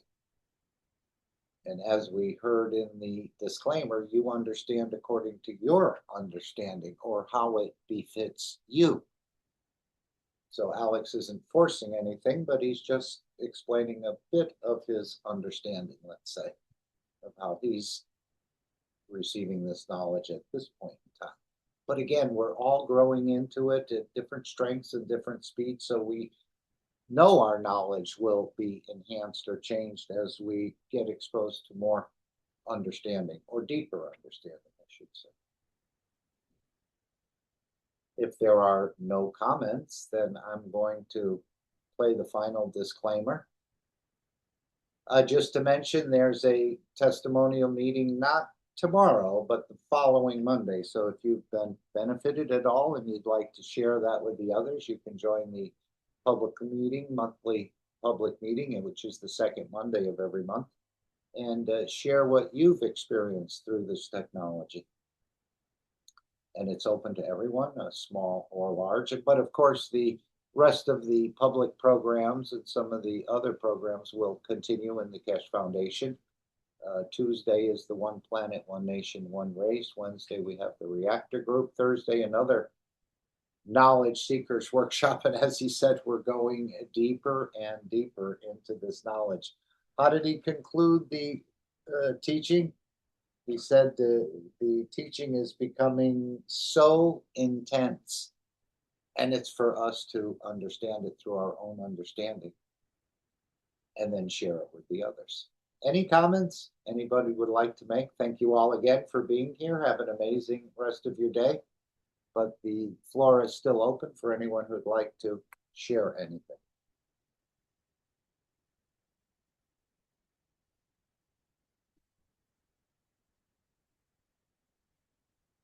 All right, let me bring up the disclaimer. Again, the beautiful disclaimer, which again, we've heard 3 times, and a bit about the disclaimer of the soul. So let me share this screen. Thank you all again for being here. I think maybe the physicality isn't totally aware, but our souls are totally aware of the reason that we're here. And thank you for continuing on to investigate and understand more. And apparently there's much more to understand about ourselves, the process of creation, the universe, and other entities that are from the same creator as you are. So we thank Mr. Keshe. Have a warm and wonderful birthday. And we'll see everyone in one of the future teachings. No comments? Then we'll play the final disclaimer and the session will end. Thank you all again. Continue to explore, investigate, and understand more, that you can share more and serve more. Thank you all. Disclaimer. The information and education material contained herein is meant to promote the general understanding and dialogue of GAN's processing. Such information is not meant or intended to serve as a substitute for a healthcare professional's clinical training, experience, or judgment. For patients and individuals, such information is not to be a substitute for professional medical, therapeutic, or healthcare advice or counseling. For medical issues or concerns, including decisions about medications and other treatments, readers, viewers, listeners should always consult their physician or, in serious cases, seek immediate assistance from emergency personnel. Prescription information, procedures, and use of medical devices information should be undertaken only by properly trained and certified medical personnel. We specifically disclaim any warranties, express or implied, including implied warranties of merchantability or fitness for a particular purpose. Such information is provided, as is, and is believed to be accurate at the time of its publishing, but it is the viewer's job to evaluate the accuracy of any information found in this presentation. Every case presented is of their own experience, applied by themselves for themselves, and it applies to their case only. Every person experiencing health problems should seek professional medical advice and consult their course of treatment with a doctor. The processes of plasma balancing described herein are a natural process which supports the body but does not replace medical advice or therapies one is already subject to.